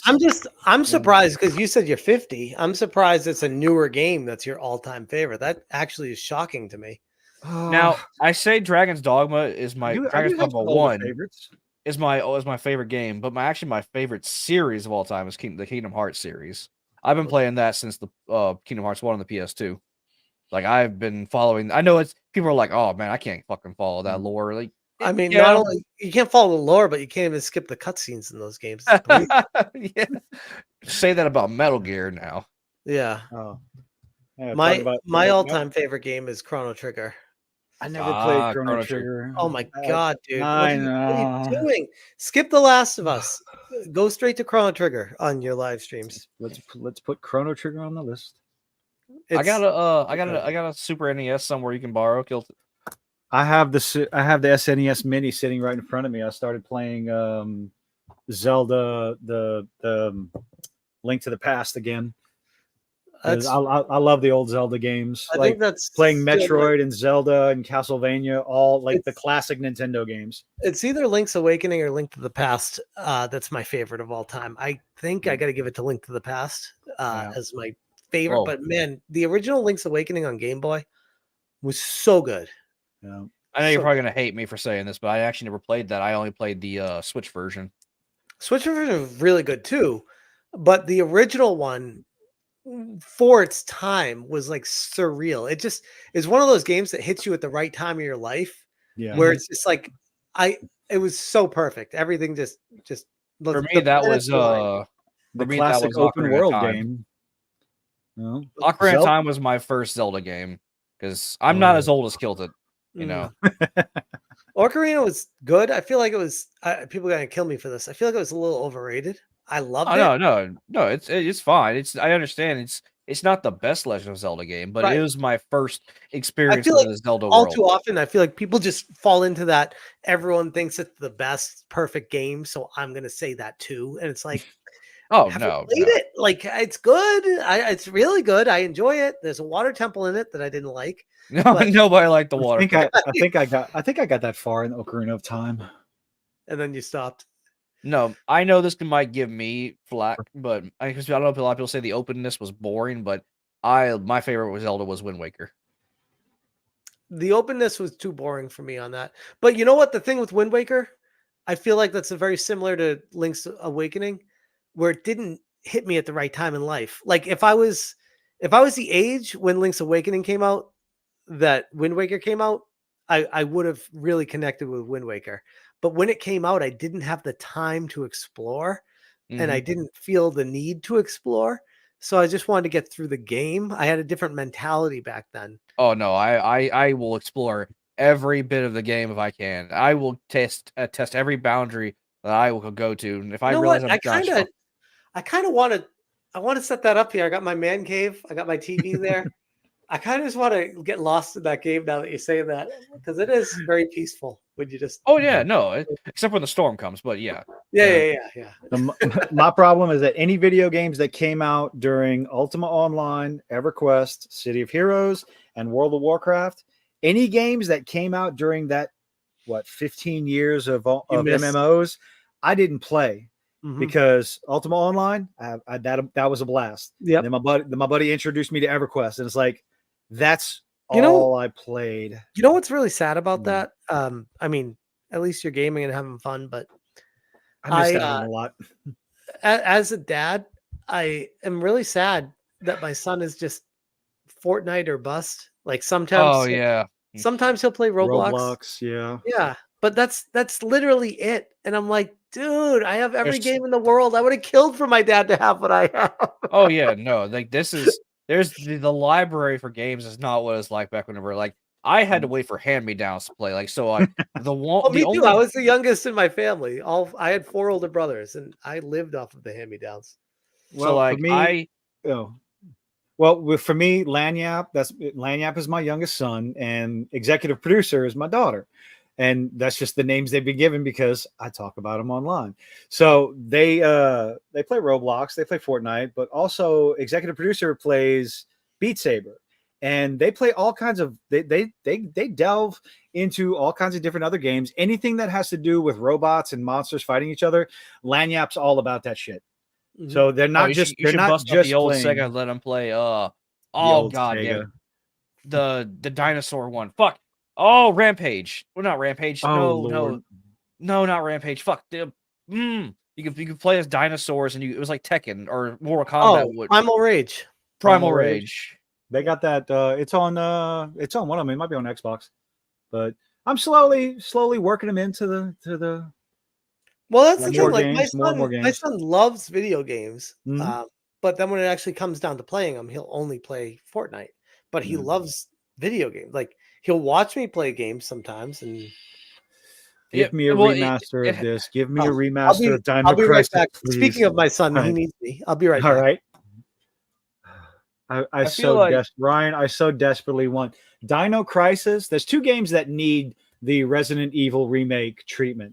One of them is Dino Crisis, and the other one is Parasite Eve. Parasite Eve is one of the first games me and my ex-wife were after Final Fantasy VII, but it was around. I think it was around the same time where we were hell bent on finishing those games, and just like Gunma? What? Gundam Breaker? Gunma. No. Poppy in the chat said, "I've been waiting. I've been wanting to get back into Gunma. Is that an MMO? Is that an MMO? Let's find out. Gundam. Yeah, okay. Typo. Gundam. I got a couple of Gundams. I got some. I want to do some Gunpla. Get some models I can put together and make them look pretty. I did one and it took me for fucking ever. Didn't do any painting on it. Just put them together. Ryan. Turok as well would be a great game to get a remaster. I love the Turok on the NES. I think so. I know I might get like really like shafted for saying this, but I really feel like if they like how successful the new Doom games like Doom 16 and Doom Eternal were, if you can give that the treatment to the old Doom 1, 2, and then was it in Doom 3 or in Doom 64? I don't know. Doom Dark Ages. That's all I care about. Doom Dark Ages. Give me Doom Dark Ages. Okay, I'm excited for that. Did you see the trailer for Doom Dark Ages? No. I'm gonna play it. It's a prequel, right? Like if it's from what I've been told. It's Doom in the Dark Ages. No. I don't give a rat's ass of when it takes place in the timeline. It's you take a skull, stick it in a grinder, and you use that as bullets. And you have a chain shield that's just like, thank you. From what I've seen is it's gonna take place between the last Doom before Doom 16. Okay. So it was showing Doom guy in his rise to the Crucible. The people who saved him from the hell. Whatever it is, it's going to be an amazing power fantasy gameplay loop that's going to be just fucking fun. Awesome. I love Doom 16. And you get to ride a dragon. I started playing Doom Eternal again because I have the expansions, but I never finished the expansions. I'm very upset about that. First expansion. I feel like whoever fucking made the first expansion, I feel like someone hurt him in his life. Because you try to put did you play like the original main campaign on the hardest difficulty? Is like if you put it on normal difficulty or like I guess a little slightly harder than normal difficulty, on the first DLC, and it's so much harder. The challenges and that, especially the challenge modes, are ridiculous. And how dare you, Poppy? I liked the original Gundam. I just never watched Gundam Wing. So, have you heard anything on Forever Winter? No, I don't know what that is. Forever Winter is post-apocalyptic. I guess you could guess this.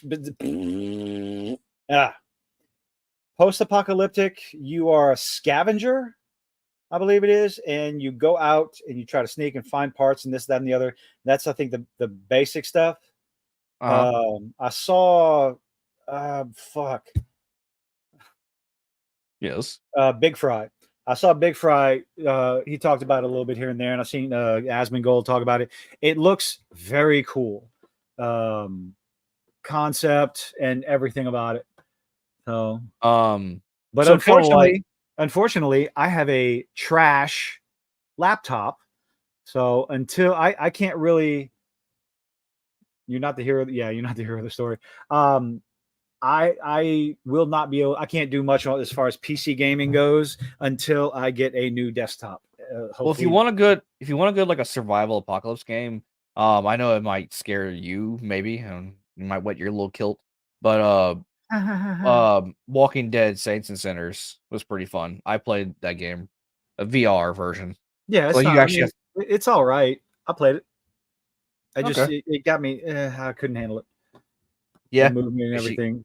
There's nothing scary about the damn thing. So he says. Yeah, I am interested in Forever Winter. It does look interesting, but unfortunately, like I said, I don't have anything. Oh wait, there's a game that I was watching the Neebs gaming crew play. Oh, The Long Dark. Have you heard about that? The Long Dark. Yeah. So That's the one. Hold on, real quick. My laptop is like 15 years old. Okay, it's ancient. The Long Dark. That's the one where you're in the plane and the electromagnetic pulse locks out. No, that's the Forest. That's the Forest. No, that's the Long Dark where you're up in Canada and everything's frozen over. Oh, okay. I have it. I own it. So yeah, that's what that reminds me of. You get one life and you gotta like see how long you can survive before you get killed. And I've watched you play it. I play it every once in a while. Is it as hard as the YouTubers make it out to be? Depends on what setting you put it on. It's not the easiest thing in the world. You're going to have to die a lot before you start figuring out the best routes and where to go and all this other stuff. But yeah. Does the map change or is it the same every time? The map, well, no, I think the map is the same. Yep. The long dark is if I want to see myself suck at a game, I go play the long dark. I likes me some survival games. The one I just loaded up recently is a Survivalist, just because I wanted a pixel survival game. That's fun. And the last survival game I played was Power World with my fiance. And they're getting hit with trademark, or no, patent. That's what it is. Patent infringement. What'd they get hit with? Like patent? I mean, that's no. I mean, like what? That's it. Oh, there's no details about what patent they got. No, let's see. That's not what I want. Let me see if I can bring it up. Smash. Okay, can I just Shameless bring it over here? I'm not even. Well, no, I have a. It was something. It was a. I have this his Twitter post bookmarked. It doesn't want to load up. It's just Nintendo and the Pokemon Company filed a lawsuit against Pocket Pair over patent something because it doesn't want to load up. There we go. Let's see if I can something dark side. Something. All right, let's go to right, I'm back. the Sorry about website. So it's Nintendo, the Pokemon Company filed a lawsuit. Blah blah blah. Where is the letter? Yeah, patent rights infringes multiple patent rights. Why on earth? Why'd they wait so long? Money. Because of money. Because of money. I thought. You think it's like when the game came out, you think they they would have gone after them? I thought Nintendo said, "Oh, there was nothing that we can do." No, they didn't. I thought that too. No. I thought that too. So I researched it, and they said we will take action against anyone we feel is infringing on our copyrights. Is what they said. But why wait till the game is not popular anymore? Because it made a lot of money. I was gonna say, who says it's not popular anymore? No. Yeah, people are. I mean, okay, not as popular, but they can show like a history, a track record of income. Yeah, what we're saying about actually before we got on this was that talking about good survival games. Well, I will say real quick, Hoshi. I think it's weird that Nintendo cared about the money with it. Like, yes, I guess money. Yeah. But dude, they make so much money. They make so much money. Why would they care? Why wouldn't they just want to shut it down immediately? Why would they wait? Like, yeah, that doesn't make sense. I don't know. It's weird. Maybe they needed to make sure they had a leg to stand on. No, I guess. I don't know. I don't think anything will come of it. I think Power World will be fine. No, they won't. They won't. Nintendo has a track record of never losing with this stuff ever. So it's just kind of sad. I was like, what's going to happen to Power World? Is it just, what? I don't think it's going to shut down. You know what's going to happen is they're going to have to reach an agreement where Nintendo gets a certain % of the sales. That's what's going to happen. And technically, at that point, we could say Nintendo does own a game where Pokemon have guns.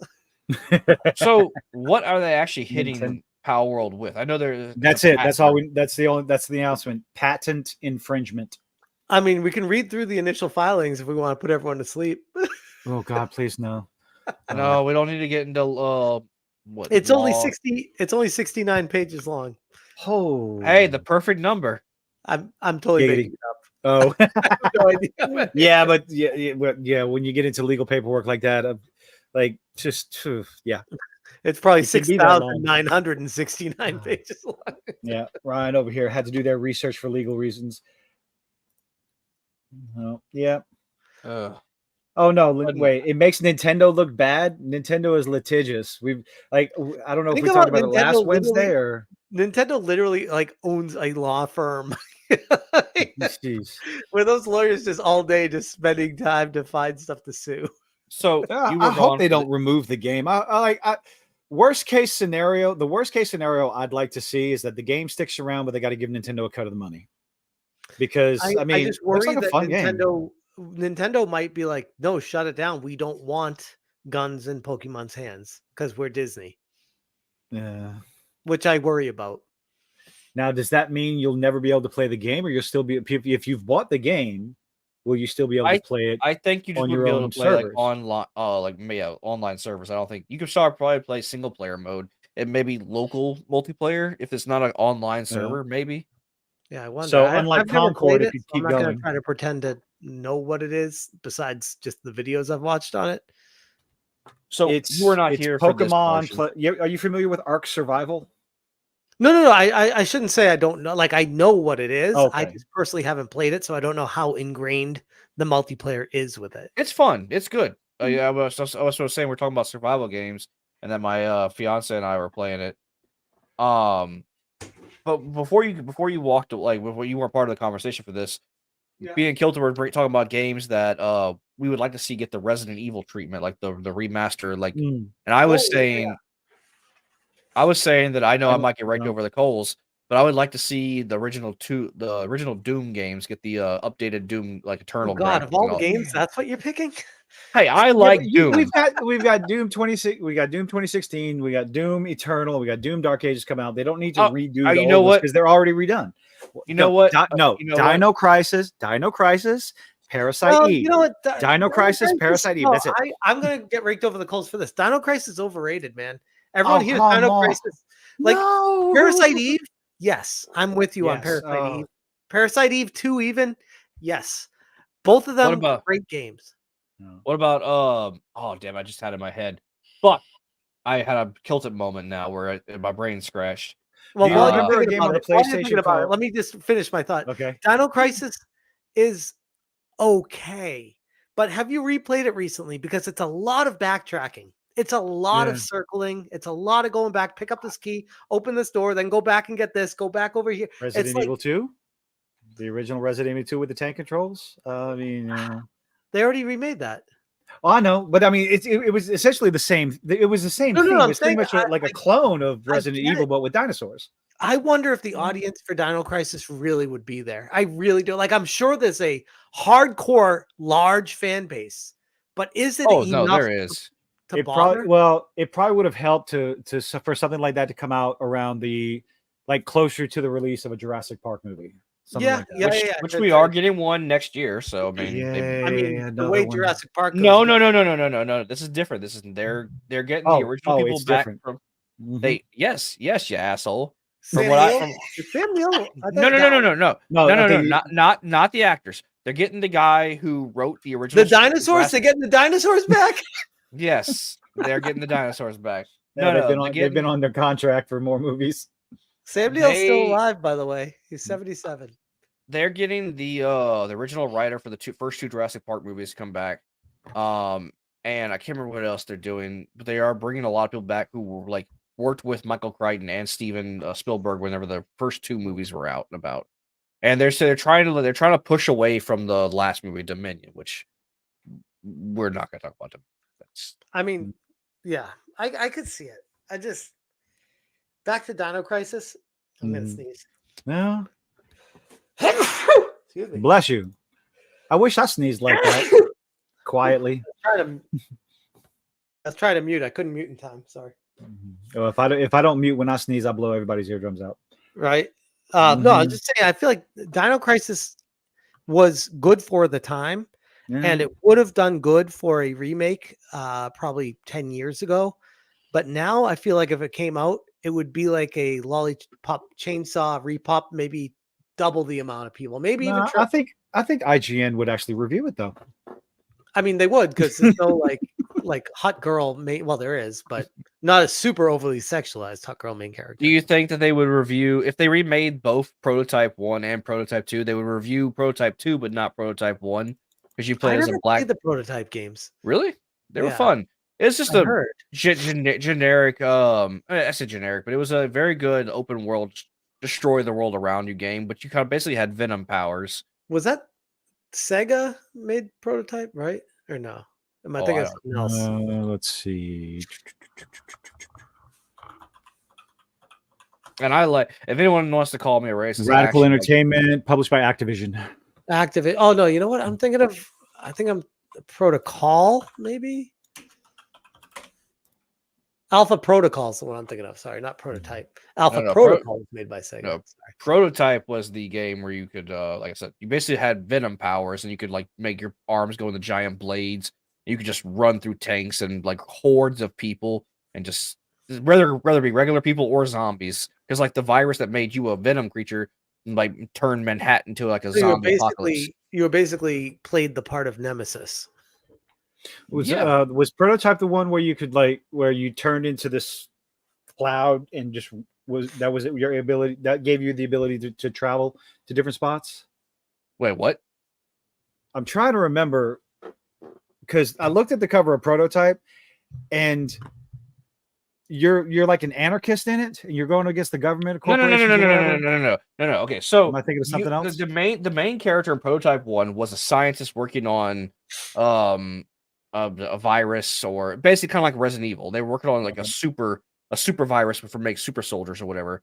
And he realized what they were doing with the corporation, so he tried to take it, kind of like in Resident Evil 2, where William Burke took the virus and then got shot up, and then he injected the virus in himself to turn himself into a superhuman, so he could not die from getting shot up. No, I like the first one. He could not be died. I had a brain fart. I'm gonna say it from like that from now on. He could not be died. Well, I say stupid things too. It's not no, just that was great. That was one of those like Freudian. Like I like that the way it came out.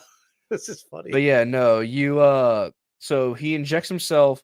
He doesn't inject himself. He releases the virus and it becomes airborne, spreads all throughout Manhattan, turning half the population into like a zombie apocalypse. And he dies, but the virus because like you're not actually, you find out later in the game, you're not actually playing as him. He actually did die, and the virus Yeah, you play as the virus who reanimated his body. And you get to have, like I said, you can regenerate from from being like a single piece of virus that just eats a bird or something like that. That was in cutscenes. You don't actually regenerate from little. If you die in the game, that's game over. But you could heal by eating people. Like you turned your hand into tendrils and like suck them up. You can turn your arm into like a giant blade and like slice through stuff. You can make Wolverine claws. You can make Hulk fists. You can use your tendrils to glide throughout the city. It's just a genuine fun run. Which one is better? First one or second one? I like the story of the first one better. The second one's story seemed a bit. It's kind of like, I don't know if you ever played the Force Unleashed. No. That's another great game. Before Disney got a hold of all that. I know that's another on my to do. I own all these. I think I even own Prototype. I find the Prototype and Force Unleashed are in the same boat for me, as in both of them. The gameplay was tight and the story was good, but like when it came to the second games, they made some quality of life improvements and then they updated the graphic system. But both games are good, and both 1 and 2 are good for Prototype, and 1 and 2 are good for Star Wars Force Unleashed. But it feels like they tried to second ones felt a little rushed. So I still recommend playing both, but definitely play the first ones before you play the second one. I wonder if they're ever going to make a third one then, because it seems like I'm just looking at what people are talking about with it. It's like a lot of popularity around it. Prototype or Star Wars Force Unleashed? Prototype. Man, we haven't had the second game kind of ended it. Like that was. The story ended right then and there because I don't know how much you care about spoilers, but I can't spoil it for you. No, don't spoil it. I might play it, so don't. Yeah. I was just curious. The way second one ended, it kind of seemed like that was it. I guess you could always say, "Oh, it feels like it's it," but if it's a virus, as we know, viruses are never actually gone. So. Well, if they did make another game, what they could do is that between 1 and 2, they had a little small comic run. They could always make the game. Based on like comics. 1.5, yeah. They could always do that. What you were still playing, the comics was focused around. I want to say Alex Mercer. I always get Matt Mercer and Alex Mercer confused. I know Matt Mercer is a Critical Role, and then Alex Mercer is main character from Prototype 1.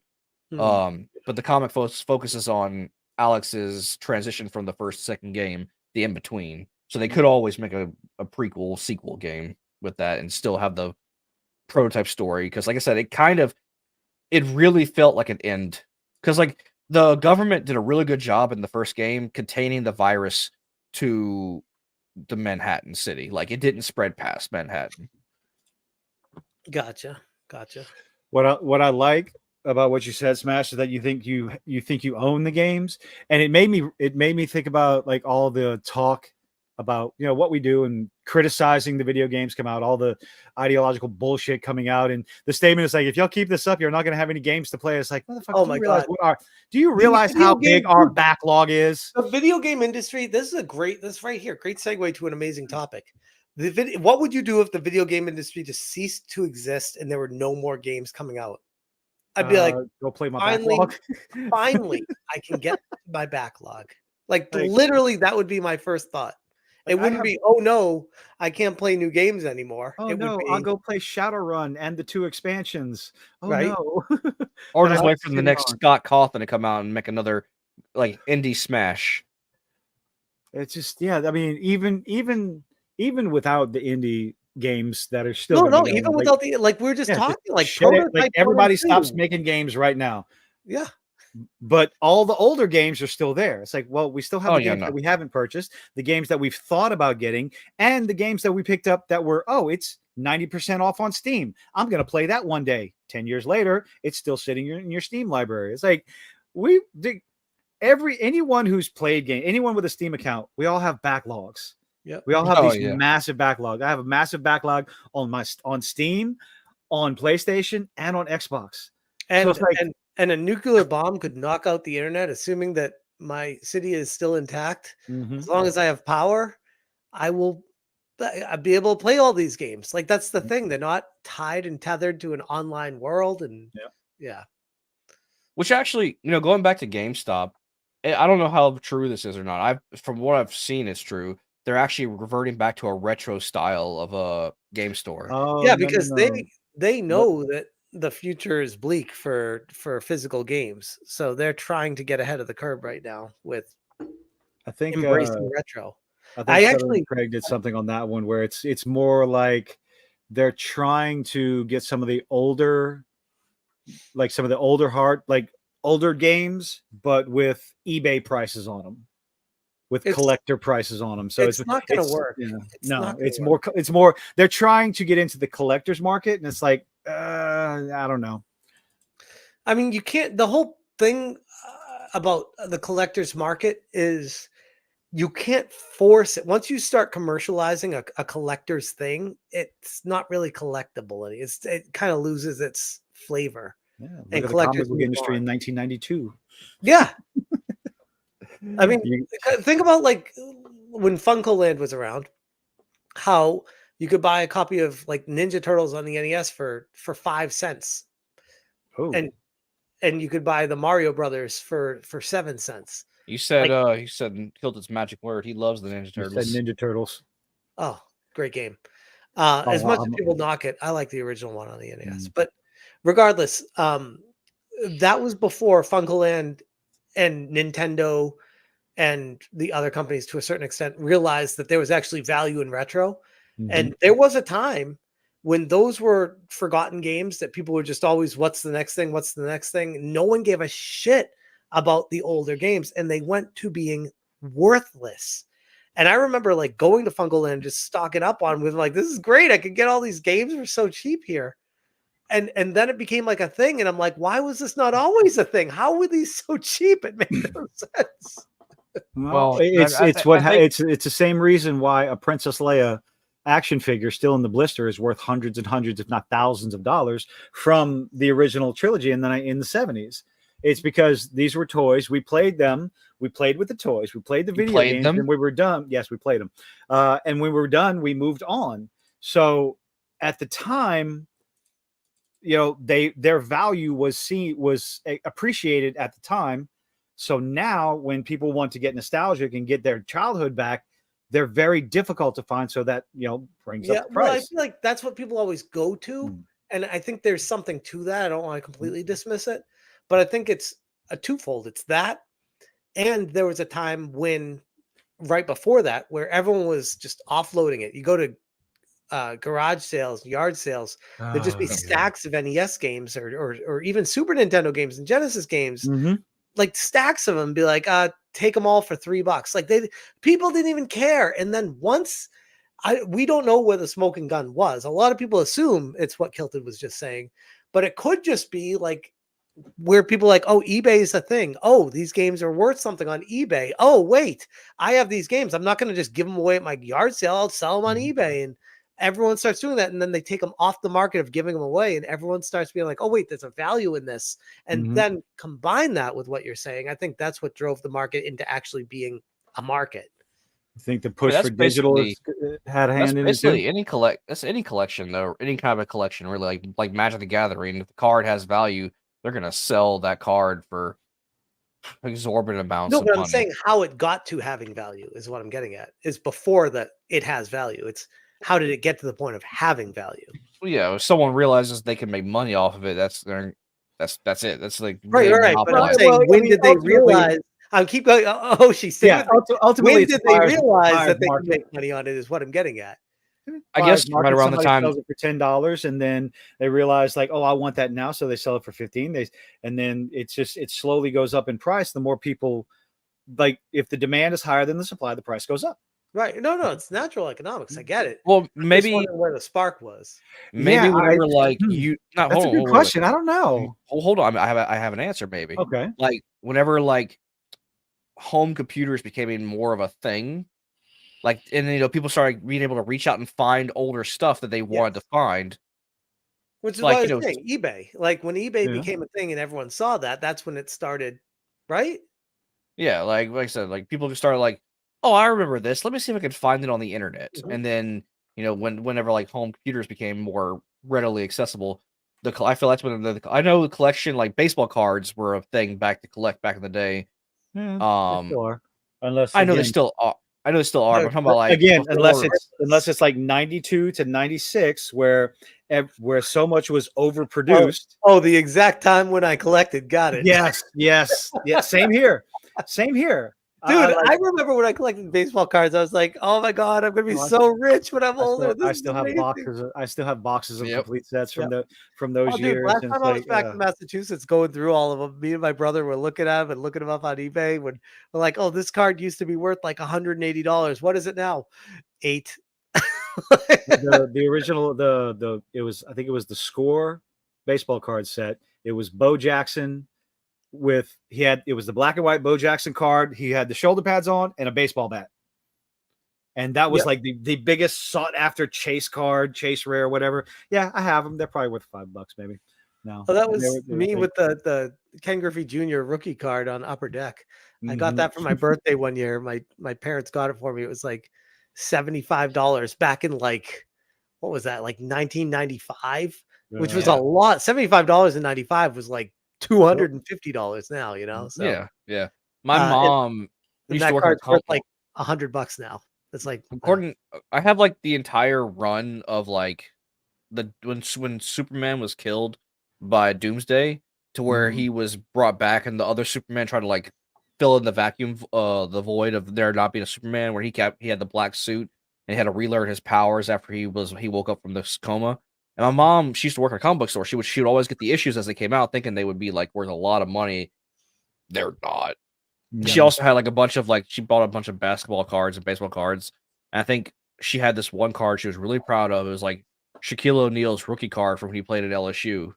And so she was like, this card's worth so much money.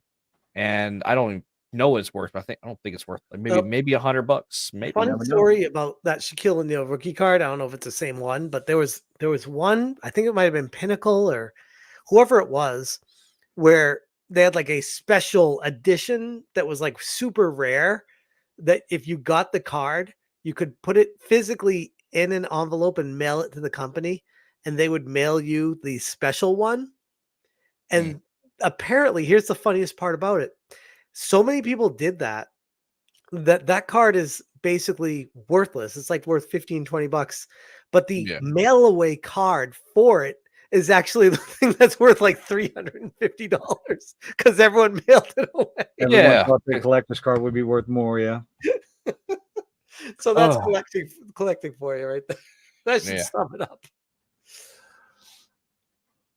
Oh yeah, no, my mom she was thinking like, because like I was my mom's first born, so she thought that like she can collect this stuff and like I'll keep on to it, which I do. I have my comic books in my closet back here, but I don't have the baseball cards because I think my dad took those when I moved out of his house, but who knows where those went. But I do keep my comic books because I like reading those. Like I have like most of the original Spawn run in comics, which I fucking love Spawn. My brother did that too. He got the original Spawn issues back when Todd McFarlane was first getting started out because he was really into comic book collecting, and he left baseball card collecting to comic books. He's like, this is going to be the next huge thing. And sure, the first issue of Spawn was worth a little bit, but everything else. No, it's not worth a damn thing. Well, I mean, it's worth like $20-$30. I mean, and like, or whatever. The other ones were like $2 each, maybe. It's like nothing's worth anything anymore because everyone got into it, then got out of it. It's crazy. Yeah. By the time I got into it, I wasn't trying to collect. I was just reading the comics. My mom was always telling me not to open the package. Like, why? It's a fucking book. I want to read this comic book. Like, why can't I read this comic book? And eventually, once I became, an adult, and I just took them and I read them.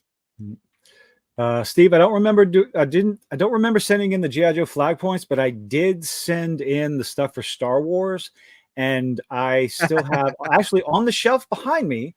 I have Anakin Skywalker from Return of the Jedi when he was the Ghost. I have that figure, the mail-in figure for it, in the bag. It's one of my that I still actually have from the 80s. My fiance said she's waiting on her $2 bills from the 90s to go up in value.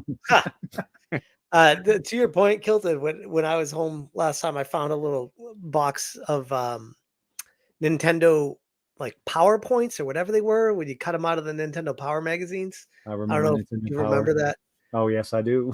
And you could mail them in to get like Nintendo gave like legit stuff away too. It was like it made you want to get those things. So and stuff like that, it's like you totally forget about it because you never think about it anymore. It's like, man, this was like defining our childhood. It's like it's a time gone by now. It's not even in our mind anymore. It's crazy. I actually got away with calling the Nintendo Power hotline once. Oh, dude. I actually called that hotline once and didn't get in trouble. Dude, I called that hotline all the time, and my parents, like my brothers did too, and my parents were like, the phone bill was crazy. And they were like, guys, you need to stop calling that number. You need to, and I'm like, yeah. And my mom tore the sticker off of my NES. Like I wasn't. But for like back then, there was no internet, and none of my friends wanted to talk about video games because it was super nerdy. So I'd want to call in and talk to someone about video games because no one ever wanted to talk about it. It was like the coolest thing in the world. Be like, you know Zelda? They'd be like, yeah, I know Zelda. What do you do? I was like, I don't know. Just tell me about it. Don't you love how like back in the day, before we got all of them like some big old popular media, like you played a video game, you got bullied for it. Like, you sit inside and play video games. Like, you damn fucking right, I do. Yep. And then like you get called a nerd, and you get made fun of by the baseball team or the basketball team. To that point, when I started my YouTube channel, there were people in my life that were like, "Oh, you like video games that much?" And I'm like, "Yeah, it's not really something I could talk about with you." Yeah, no. Basically, I mean, I don't know if this stands for you guys, but back when I was in high school or middle school, I wasn't exactly the biggest social butterfly. So like that was my getaway. That was my time to enjoy outside of school. Whenever, I had that one or two friend who also played video games, and like that was who I could bond with in school.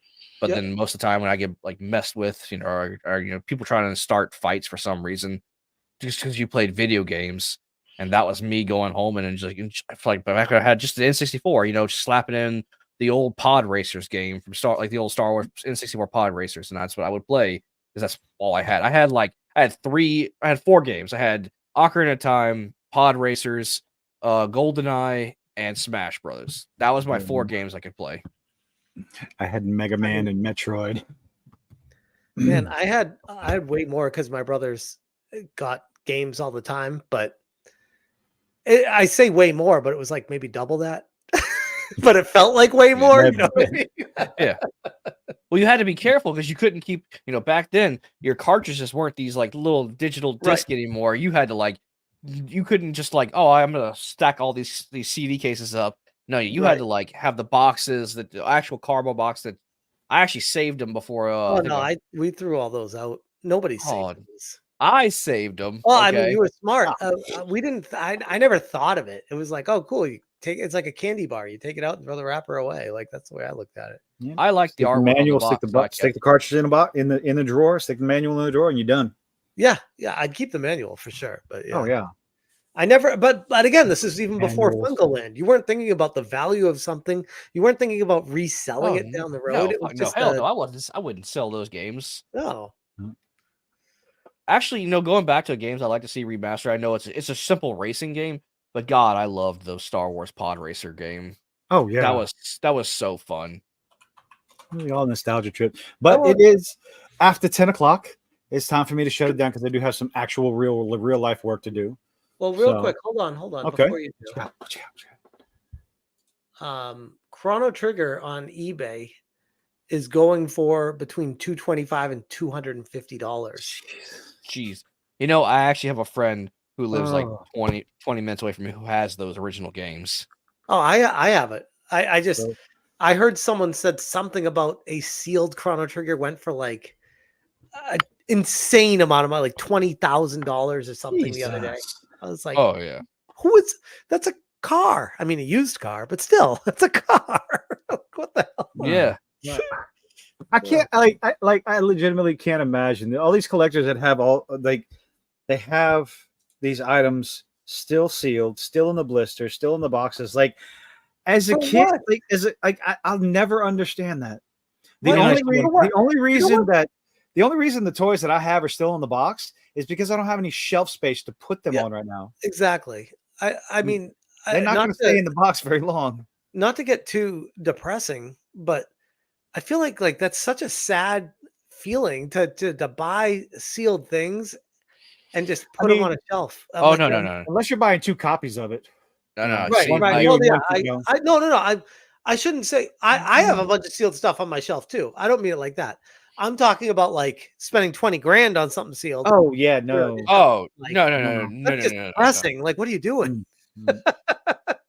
I got all my cons, spoils, and fines right here out of the box on my shelf displayed. Like all my DBZ figures. I got my metal Infinity Gauntlet, my metal Mjolnir. Got all my nerd shit. Not all of it. I actually have a lot more manga and video games downstairs, but I got my Ninja Turtles, my Lego minifigures, my Gundams, all sitting behind me, sitting next to Stitch and the Batmobile. Well, you know what you can do before.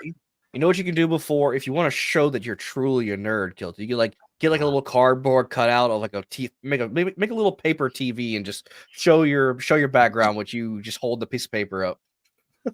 It's so dusty. I need to get a duster for that shit. I need to start dusting all my toys, but yeah. Well, don't worry, love. We will get you a Gundam. Don't worry, love. Really? Oh, you're talking. No, never mind. My fiance, who's in the chat. You're talking to Poppy. I'm like, wait a minute. Hold on a second. Funny. Poppy, y'all need to talk after this, okay? But anyway, thank you, Smash, for hanging out with us. I'm so glad you came on the show. I'm pretty sure everybody knows, but where? Let's go ahead and post link to your channel and tell everybody where to find you. There it is. SmashJT.com, youtube.com/SmashJT. You even posted the sub version. Thank you. But yeah, this was a blast. It was a pleasure. Thank you for having me on. All I did was copy the link. Oh, cool. I appreciate it. But I don't know. You can catch me on my channel to upcoming. I'm on Side Scrollers tomorrow morning. So keep me if you want. I'll listen to you. What's that? I have a schedule. Like when I'm at work, my work truck is my office. So in one ear, I have whatever podcast. I listen to Side Scrollers. The only time I don't listen to Side Scrollers live is on Tuesdays because that's the real BBC. but I catch up on side scrollers after that. I like before the stream tonight, I was listening to the side scrollers episode from today. So yeah, I catch him in the morning. Oh, look at that. Steve came in. Oh, nice. And of course, Everything's so green. yeah, I can't help myself. Thank you, Steve, as always. Hoshi, yeah, I'll be on side scrollers tomorrow. What's that? I'm Rand. I don't know. Okay, I'll be on side scrolls tomorrow. I probably will have a video or two out tomorrow, and I'll try to stream Friday night on my channel. I want to, depending on life. And then Saturday, I'll be on Saturday Night Hypnosis with Hypnotic, and then I'm on Yellow Flash after that. It's on the Flashcast. So, yeah, you probably can't miss me wherever you look. Hoshi, you got anything going on? Doing any live streams? I mean, if I can eventually get money, because being broke is a thing. I will probably. I was telling everybody I'll probably eventually stream Black Myth whenever I finally get a hold of it. I really, really want to play it, but I still gotta finish playing Baldur's Gate 3 again. I gotta finish playing Space Marines 2, and then eventually I'll play Black Myth with mine. And yes, Steve, I've been painting this figure this entire time while we were streaming. If you want to find more of my more recent activity, you can go to Hunty said last time there's still Instagram. Yes, I post regularly on Instagram to see all my I've actually made a new Instagram specifically for my hobbies, so I've been reposting all my older content, so you can actually follow along with me and just watch as my skill for painting miniatures has progressed. You can see all my older shit, which is garbage, and my newer stuff, which is less garbage. Which I will, while you're doing your stuff, Gilton, I'll post my links in the chat, so you don't have to. I was trying to. I couldn't remember. Yeah, I know what I'm doing right here. You don't know shit. Well, I don't know. I was trying to see if I have a link in the description. Smash Hoshi. No, I just got your YouTube and your Twitch. I need to start putting I need to start putting your Instagram in the description. All right. Eventually. But the only thing I got going on, I think I'll be making videos as usual. I need to get back to being more consistent with my videos, at least one per day, just to keep going, because I want to pass up Words of Paradise. I pick on Leon every once in a while when I jump into his chat. He's great. He's funny, but just trying to. It's a good group. It's a good group of people. Yeah. But other than that, thank you everybody for hanging out. Thank you, Smash, for coming on. And it's a pleasure. Thanks for having me. But other than that, that's all we got. Thank you, chat, for hanging out as well. Saw a bunch of new faces. Hope to see y'all again. But other than that, say goodnight, Gracie. Good night, Gracie.